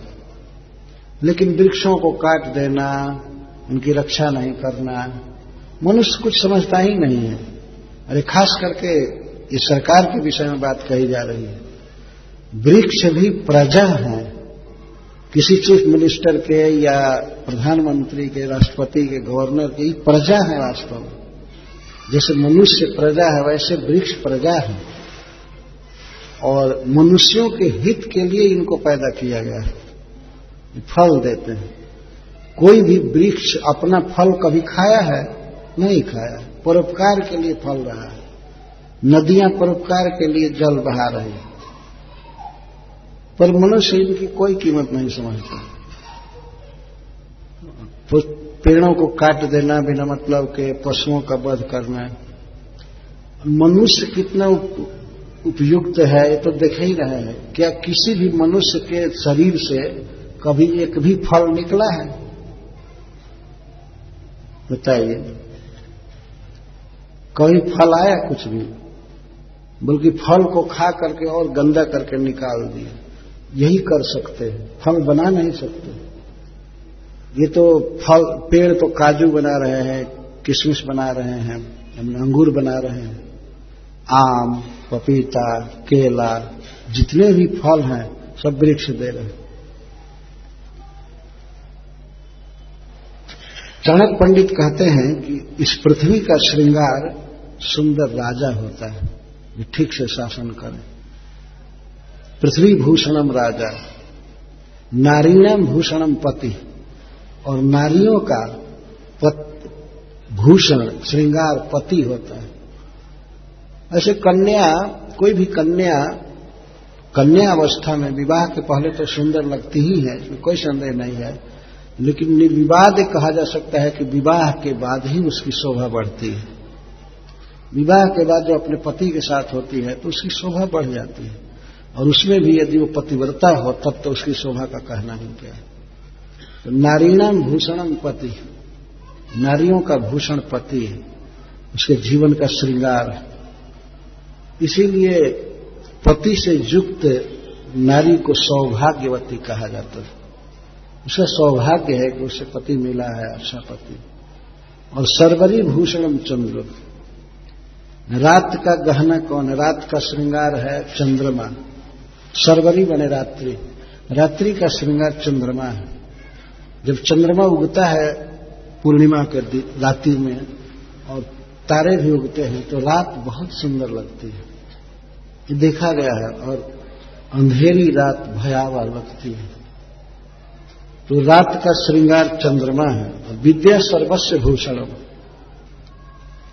और विद्या सबका भूषण है। जिस व्यक्ति में भी कोई ज्ञान है, विद्या है, तो वह बहुत अच्छा लगता है, उसकी शोभा बढ़ जाती है। बहुत गहना पहनने से कोई सुंदर नहीं लगता है। ज्ञान और भक्ति होती है भगवान में, तब सुंदर लगता है। श्रील प्रभुपाद जी कहते हैं कि अमेरिका में जब वो थे, उस समय की बात कह रहे हैं, समाचार पत्रों में निकलता था कि ये इस्कॉन के भक्त लोग जो पहले जैसे बेढंगा दाढ़ी ये वो रखते हैं, जब कटा देते हैं बाल तो बड़े सुंदर लगते हैं। ब्राइट फेस निकलता था न्यूज़पेपर में, ये बहुत सुंदर लगते हैं। और देख सकते हैं जिस दिन कोई वैष्णव छौर कराता है, शेविंग करता है, उस दिन ज्यादा सुंदर लगता है। दूसरे लोग समझते हैं कि लंबा लंबा केस रखने से हम सुंदर लगेंगे। नहीं, ठीक है, वक्त है, मूल बात है कि भक्ति करने से शोभा बढ़ जाती है। तो भक्ति आदमी करे तो अच्छा केस रखे या मुकुट रखे तो भी अच्छा लगेंगे, लेकिन भक्ति न करे, जो विद्या न हो, विद्या का मतलब होता है भक्ति, भगवान की भक्ति, कृष्ण भक्ति। कृष्ण भक्ति बिना विद्या नहीं, यार रामानंद राय कहते। कि भगवान के प्रति भक्ति यही असली विद्या है। तो विद्या सर्वस्व भूषणम। ऐसे लोक में भी जिसके पास ज्ञान है, कुछ काम जानता है, तो उसकी शोभा है, कहीं भी जाएगा सेट करेगा। आजकल के युग में तो कोई विद्या नहीं रही, अब एक कंप्यूटर विद्या रह गई बस। छोटे छोटे बच्चों को भी ये डाल देता है बाहर, कैसे जिएगा, कैसे खाएगा, पढ़कर कैसे नौकरी करेगा। कंप्यूटर नहीं सीखते हो तो कोई जीविका, कोई नौकरी का प्रश्न नहीं। तो सारी विद्याएं खत्म हो गई, कोई विद्या नहीं है। विद्या तो यही बस कैसे पेट चलेगा, कैसे पैसा कमाएंगे, प्रतिभा सब खत्म होती जा रही। तो जो भी हो, विद्या सर्वस्व भूषणम, विद्या से सबकी शोभा बढ़ जाती है। इस प्रकार कुंती महारानी कहती हैं कि हस्तिनापुर की या हमारे राज्य की शोभा आपके कारण है। आप जब चलते हैं, आपके चरण विन्यास होते हैं तो इससे शोभा बढ़ जाती है।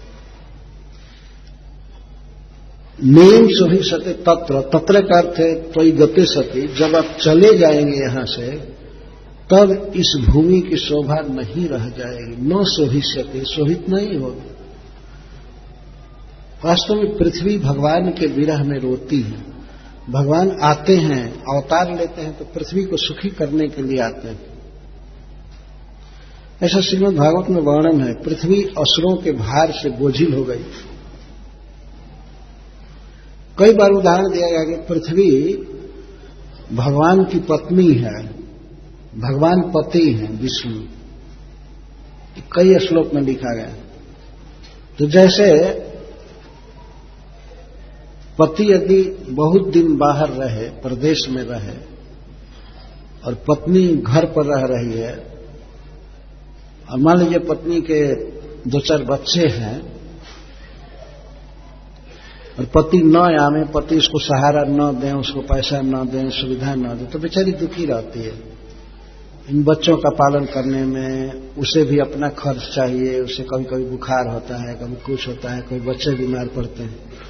यदि पति न आवे, न सहारा दे, तो बेचारी बहुत दुखी हो जाती है। यही हालत पृथ्वी की हुई थी। पृथ्वी रो रही थी। जितने भी जीव हैं पृथ्वी के बच्चे हैं, वो खुश नहीं थी, रो रही थी दुराचार करने से, असुरों के, पापी लोगों के पाप कर्म से। तो ऐसी हालत हो रही थी कि अब ये रसातल चली जाएगी, अब गिर जाएगी, ये टिक नहीं सकती है। तो ब्रह्मा जी देवताओं के साथ क्षीर सागर पर जाकर के प्रार्थना की कि हे प्रभु आप अवतार लीजिए।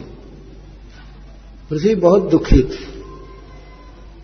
वो जानती थी कि हमारे परम पति, हमारे सर्वस्व स्वामी श्री विष्णु हैं, वो आएंगे तो सब ठीक हो जाएगा। मान लीजिए कोई समर्थ पति है, धनी पति है, कहीं बाहर नौकरी कर रहा है, तो अपने साथ पैसा लेकर के आता है तो पत्नी का दुख उसी दिन मिट जाता है।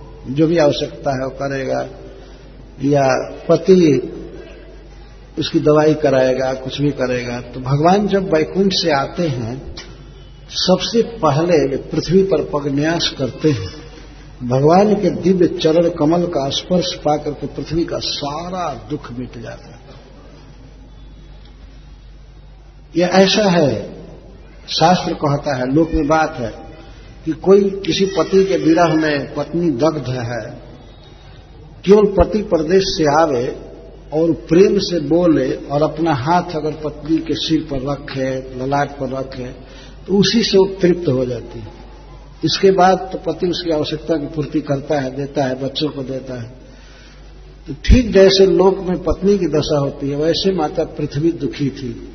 अनंत कोटि जीव पृथ्वी पर है, इनका पालन करने में वो समर्थ नहीं हो रही थी, दुखी थी। तो उस समय भगवान आए और पृथ्वी को सुखी किए। भगवान के द्वारा पृथ्वी को सुखी करने का पहला उपाय है कि भगवान अपने चरण से चलते हैं, चरणों का स्पर्श मिलता है पृथ्वी को। वो अपनी दृष्टि डालते हैं वृक्षों पर, फसल पर, पशुओं पर, मनुष्य पर, सब निहाल हो जाते हैं। भगवान के अंगों में यह विशेष शक्ति है। अंगानि जस सकल इंद्रिय वृत्ति मंति पश्यन्ति पांति कलयन्ति चिरम जगन्ति। ऐसा व्यक्ति जिसके चलने से धरती में प्रचुर उत्पादन होने लगे, फूल खिलने लगे, ऐसे व्यक्ति की कितनी आवश्यकता है संसार में, सहज समझा जा सकता है। भगवान के आने से प्रकृति लहलहा जाती है, सुखी हो जाती है। कुंती महारानी कहती है कि आपके चले जाने के बाद हे गदाधर, यह पृथ्वी शोभित नहीं होगी। हमारी हस्तिनापुर राजधानी और राज्य की हालत बिगड़ जाएगी, दुखी हो जाएगी, इसलिए आप यहीं रहिए। श्रील प्रभुपाद जी कहते हैं कि जो बात कुंती के समय में सत्य थी, वही बात आज भी अक्षरशः सत्य है। यदि कोई व्यक्ति अपने राज्य को, अपने राष्ट्र को, अपने परिवार को समृद्ध बनाना चाहता है, सुखी बनाना चाहता है, तो उसे चाहिए कि कृष्ण को घर में लावे, अपने राष्ट्र में लावे, अपने राज्य में लावे, अन्यथा वो सुखी नहीं हो सकता। तो प्रभुपाद जी कहते हैं हमारे भारतवर्ष में कई लोग ये विचार करते हैं, उस समय की बात है, महात्मा गांधी कहा करते थे कि हमको राम राज्य चाहिए, राम जैसा राजा चाहिए, राम राज्य चाहिए। लेकिन प्रभुपाद जी कहते हैं कि वो लोग तो कहते थे कि राम राज्य चाहिए, कई लोग कहते थे, लेकिन राम को नहीं लाते थे। तो बोलते हैं they want Ram Raj without Ram. ऐसे राम राज्य चाहते हैं, लेकिन राम के बिना, तो राम के बिना राम राज्य कौन स्थापित करेगा? रावण करेगा? बताइए। अरे कोई राम को लाएगा अपने समाज में, राम की भक्ति कराएगा, तब न राम राज आएगा। ऐसे कैसे आ सकता है? तो अगर अपने देश को, समाज को, सबको सुखी करना है तो भगवान को लाना चाहिए। इसका अर्थ है कि सबको भगवान का नाम जपना चाहिए, प्रणाम करना चाहिए। जगन्नाथ जी को गांव गांव में, शहर शहर में घुमाना चाहिए। उनकी दृष्टि पड़ने से संसार सुखी हो जाएगा। ये सिद्धांत है। तो रथ यात्रा निकालना, रथ यात्रा में भाग लेना, जनता को भगवान का प्रसाद देना, जनता को एक अवसर देना कि वो जगन्नाथ जी को देखे। उनकी बड़ी बड़ी आंखें जब पड़ती हैं किसी मनुष्य पर, पशु पर, किसी घर पर, वृक्ष पर, तो उनका दुख मिट जाता है। इसीलिए भगवान रथ पर घूमते हैं, रथ पर भ्रमण करते हैं, देखते हैं, वो साक्षात भगवान है। तो रथ पर बैठे हुए भगवान सब पर दृष्टि डालते हैं। इसलिए हमारे इस कान में ये बहुत अच्छी प्रथा है कि भगवान को रथ पर बैठाकर सबके घर घर में घुमाए, गलियों में घुमाया जाए। लोगों को आरती करने का अवसर मिलता है, भगवान के साथ कुछ देर चलने का मौका मिलता है। कितना बड़ा सौभाग्य। कितने नेताओं का झंडा लेकर के लोग घूमते रहते हैं, क्या मिलेगा? इस तरह की चापलूसी करते हैं, इसकी जय बोलते हुए, ये इसकी जय, और चलते हैं। अरे चलना ही है जुलूस में तो जगन्नाथ जी के साथ चलना चाहिए, उनका अनुगत बन करके चलना चाहिए। इसको संस्कृत में अनुव्रज्या कहते हैं, भगवान के साथ चलना। यह बहुत बड़ा सौभाग्य है कि भगवान के साथ चलने का, नृत्य करने का, गाने का, दर्शन का सौभाग्य मिलता है।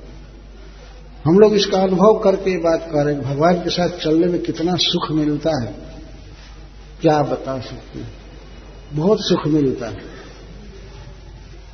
अभी अभी साक्षी गोपाल प्रभु जी यमुना नगर में यात्रा निकालने वाले, रथ यात्रा, उसमें जाना चाहिए, सबको भाग लेना चाहिए। भगवान के साथ चलना बहुत बड़ा सौभाग्य है। और उस पर भी गाते हुए और जगह जगह प्रसाद खाते हुए कई जगह लोग प्रसाद बांटते रहते हैं। बहुत अच्छा, यही है भक्ति वास्तव में। भगवान को जनता के जीवन में लाना, उसके सामने लाना। अरे लोगों को देखने का तो अवसर मिले कि हाँ भगवान आए, भगवान हमारे घर से गुजरे, गांव से गुजरे, सड़क से गुजरे, तब संसार सुखी होगा। कुंती महारानी कह रही हैं कि आप जब हमारे साथ हैं तब हमारी शोभा है, नहीं तो आपके बिना हमारी क्या कीमत। अब इसके बाद कुंती महारानी कहती हैं, इमे जनपदा अश्रद्धा सुप कौषधि विरुद्ध बनाद्रिनदि दन्वंतो ह्यजंते तो वीक्षित ही चरण स्पर्श की महिमा बताए। पृथ्वी को चरण स्पर्श मिलता है इसलिए धन्य होती है। और हमारे राज्य के इमे जनपदा, ये जनपद का अर्थ होता है जनता का पद। जैसे कोई टाउन है, सब डिवीजन है, जिला है या गांव है, शहर है, इसको जनपद कहते हैं, जहां जनता रहती है। तो इमे जनपदा स्विर्धा। हे प्रभु, आप देखिए हमारे राज्य में जितने जनपद हैं, जितने गांव और शहर हैं, सब सुविधा अत्यंत समृद्ध हैं, अत्यंत समृद्ध हैं। और सुपोकौषधि विरुद्ध, आप क्षेत्रों पर दृष्टि डालकर देख ही रहे हैं, भगवान से कहती हैं सुपोक औषधि विरुद्ध। हमारे राज्य में आपकी दृष्टि से, आप करुणामृत की वर्षा से, आप जब कृपा की दृष्टि से देखते हैं तो हमारे राज्य में अन्न की प्रचुरता है, खेतों में अन्न भरा पड़ा है। औषधि कहते हैं जो एक बार पक करके फसल सूख जाता है पौधा, तो उसको औषधि कहते हैं। और विरुद्ध अन्न, लताएं, सब्जियां और पेड़ पौधे, फल फूल से भरा हुआ हमारा राज्य है।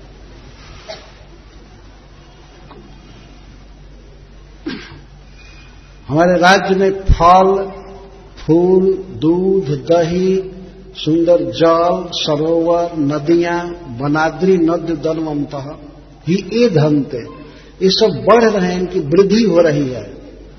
पर्वतों से खनिज प्राप्त हो रहे हैं, सोना चांदी हीरा प्रचुर मात्रा में। और समुद्र से मोती निकल रहे हैं। तट पर मोती समुद्र डाल देता था अपने लहरों से, और आज के समुद्र के किनारे जाइए तो समुद्र लहरों से केवल मरी हुई मछली और ये सब निकालता है। और मनुष्य समुद्र से पा क्या रहे हैं, वो भी फिशिंग कर रहे हैं, मछली निकाल करके हजारों टन रोज बेचते बस। लेकिन उस समय समुद्र से रत्न अपने आप आते थे, पहाड़ों से, समुद्र से। नदियों में कलकल कर पानी बहुत निर्मल, अमृत के समान मीठा और स्वच्छ बहता रहता था भगवान की दृष्टि पड़ने से। तो वीक्षिता भगवान के वीक्षण से।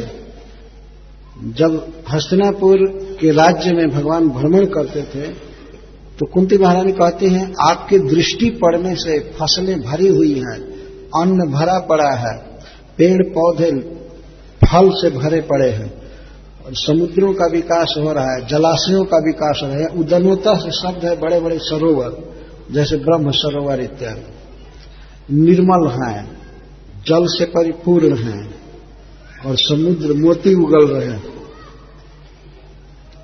आपके दृष्टिपात से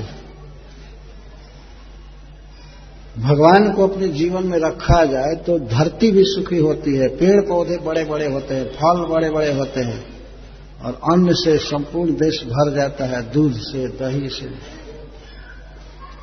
ये है भगवान की अद्भुत महिमा। तो इच्छित है, कुंती महारानी देख करके बोल रही हैं कि आपके दृष्टिपात से ये पेड़ पौधे बढ़ रहे हैं, पर्वत बढ़ रहे हैं, नदियां बढ़ रही हैं। बढ़ने का मतलब है सब अपनी अपनी विशेषताओं से युक्त है। नदियों में पानी अमृत जैसा साफ साफ बह रहा है। आज क्या दशा हो गई नदियों की। मनुष्य भगवान से विमुख हो गया। विमुख होकर वो सोचता है कि हम फैक्ट्री से, हम कसाई खाना से, इन घरों से पशुओं की हत्या करके सुखी हो जाएंगे। वो सोचता है अगर अनाज नहीं मिलेगा तो पशु खाएंगे, खा ही रहा है, लेकिन क्या कोई मांस से जीवित रह सकता है? किसी को अन्न न दिया जाए, कुछ फल न दिया जाए, कहा जाए मांस खा करके जियो, जी जाएगा? पाप का भार अपने सिर पर ले लेते हैं। बार बार प्रभुपाद जी कहते हैं कि फैक्ट्रियों से ही नदियां ज्यादा गंदा हुई हैं, और इससे हुआ क्या है कि कुछ मजदूरों के शोषण द्वारा उनसे अत्यधिक काम लेकर के कुछ लोग इसको सीमित कर दिया अपने आमदनी का स्रोत। तो कुछ लोग तो पैसा कमा लेते हैं, लेकिन बाकी जनता को दरिद्रता का दुख भोगना पड़ रहा है। और कई लोग कई प्रकार की बात करके फल के बगीचे को इसको पेटेंट करो, ये करो, ये करो, ये फल सब लोग नहीं उगा सकते, सब लोग नहीं खा सकते, तो फल को इतना महंगा कर दिए। अभी हम लोगों के होश में जीटी रोड पर हमने देखा था कि आम के पेड़ दोनों तरफ लगे थे और वर्षा का आरंभ होते ही पक जाते थे। हम लोग एक बार अपने गांव से बनारस जा रहे थे, 3-4 आदमी पैदल, तो जहां तहां से आम खा करके बिल्कुल तृप्त हो रहे थे, पैदल जा रहे थे। कोई उस समय ये पाबंदी नहीं थी कि नहीं खा सकते, ये नहीं खा सकते, लेकिन आज इस जनता को कहीं सुलभ नहीं है कोई फल। खाना है तो खूब महंगा बाजार से खरीदो। कोई न कोई कंपनी ले ली तो कोई न कोई मालिक बन गया, वो सबको फल खाने नहीं देगा। भगवान ने धेनुकासुर का वध करके ताल फल को सबके लिए सुलभ किया, सब लोग खाएं, वो खाने नहीं देता था। कई बार ऐसे धनी लोग होते हैं जो फल को या अन्न को बाजार में आने ही नहीं देते, जिससे उसका दाम बहुत बढ़ जाए, और कोल्ड स्टोर में रहकर जैसे तैसे वो संचित करते हैं, दाम जब बढ़ता है तब खोल करके देते हैं। तो सामान्य जनता को तो फल मिल ही नहीं रहा, अन्न भी नहीं मिल रहा। अन्न मतलब जो इधर का सबसे अच्छा चावल है उसको एक्सपोर्ट कर देते हैं।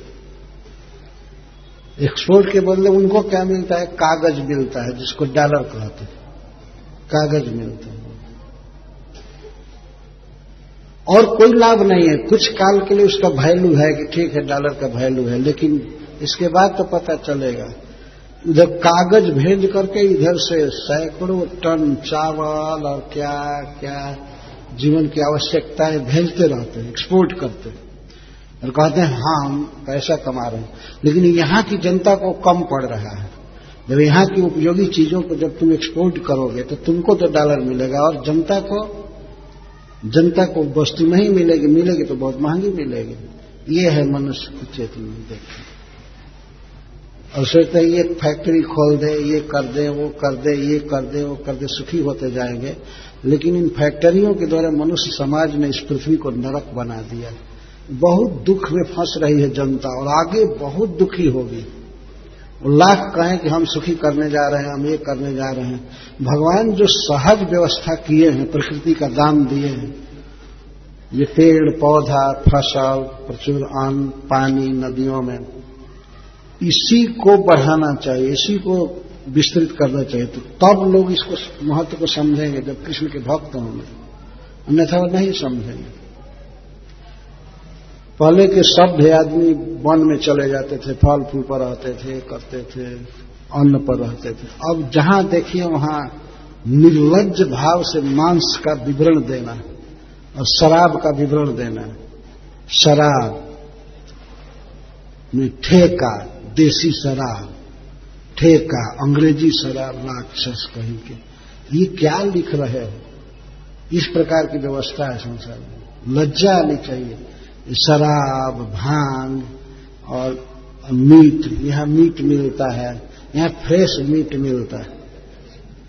मीट में इस देश में अभी मैं कुरुक्षेत्र में देखा, एक जगह पर अंडा बिक रहा था, तो हमने सोचा क्या अभी भी ये रिलीजियस सिटी घोषित नहीं हुआ है कि अंडा को ही फलाहार मानते हैं? क्या बात है? ये देश की व्यवस्था है, जिसके लिए प्रथम बार का एक धर्म क्षेत्र है कुरुक्षेत्र है। और ये नियम है कि भाई किसी क्षेत्र को, किसी शहर को रिलीजियस घोषित करना चाहिए। वहां कोई शराब ना पिए, कोई मांस ना खाए, कोई ये ना करे। यह आश्चर्य है, कुरुक्षेत्र को रिलीजियस सिटी घोषित नहीं किया। अथवा मैं ये सोचने लगा कि हो सकता है कि अंडा को मांस नहीं मानते होंगे, ये भी एक चेतना ही। प्रकृति के जो वरदान हैं उन पर डिपेंड करना चाहिए। और प्रकृति कब सुखी होती है? जब भगवान का संपर्क मिलता है। धरती के लिए या हमारे लिए या देश की जनता के लिए या सरकार के लिए, सबके लिए भगवान कृष्ण का संग आवश्यक है। तो हम व्यक्तिगत कैसे संग करेंगे? भगवान का दर्शन करेंगे, भगवान का नाम जप करेंगे, भगवान का प्रसाद खाएंगे, भगवान के बारे में कुछ बोलेंगे, गीत गाएंगे। ये है भगवान का डायरेक्ट संग हमारे द्वारा। और समाज में भगवान के सामूहिक भक्ति की व्यवस्था करना, जैसे रथ यात्रा है, जैसे भागवत सप्ताह है, कथा की व्यवस्था करना, रथ यात्रा निकालना, गलियों में कीर्तन निकालना, प्रभात फेरी, और जनता को भगवान का प्रसाद देना। प्रसाद थोड़ा भी दिया जाए तो उस प्रसाद को खाने से पाप कट जाता है, जीव शुद्ध होता है।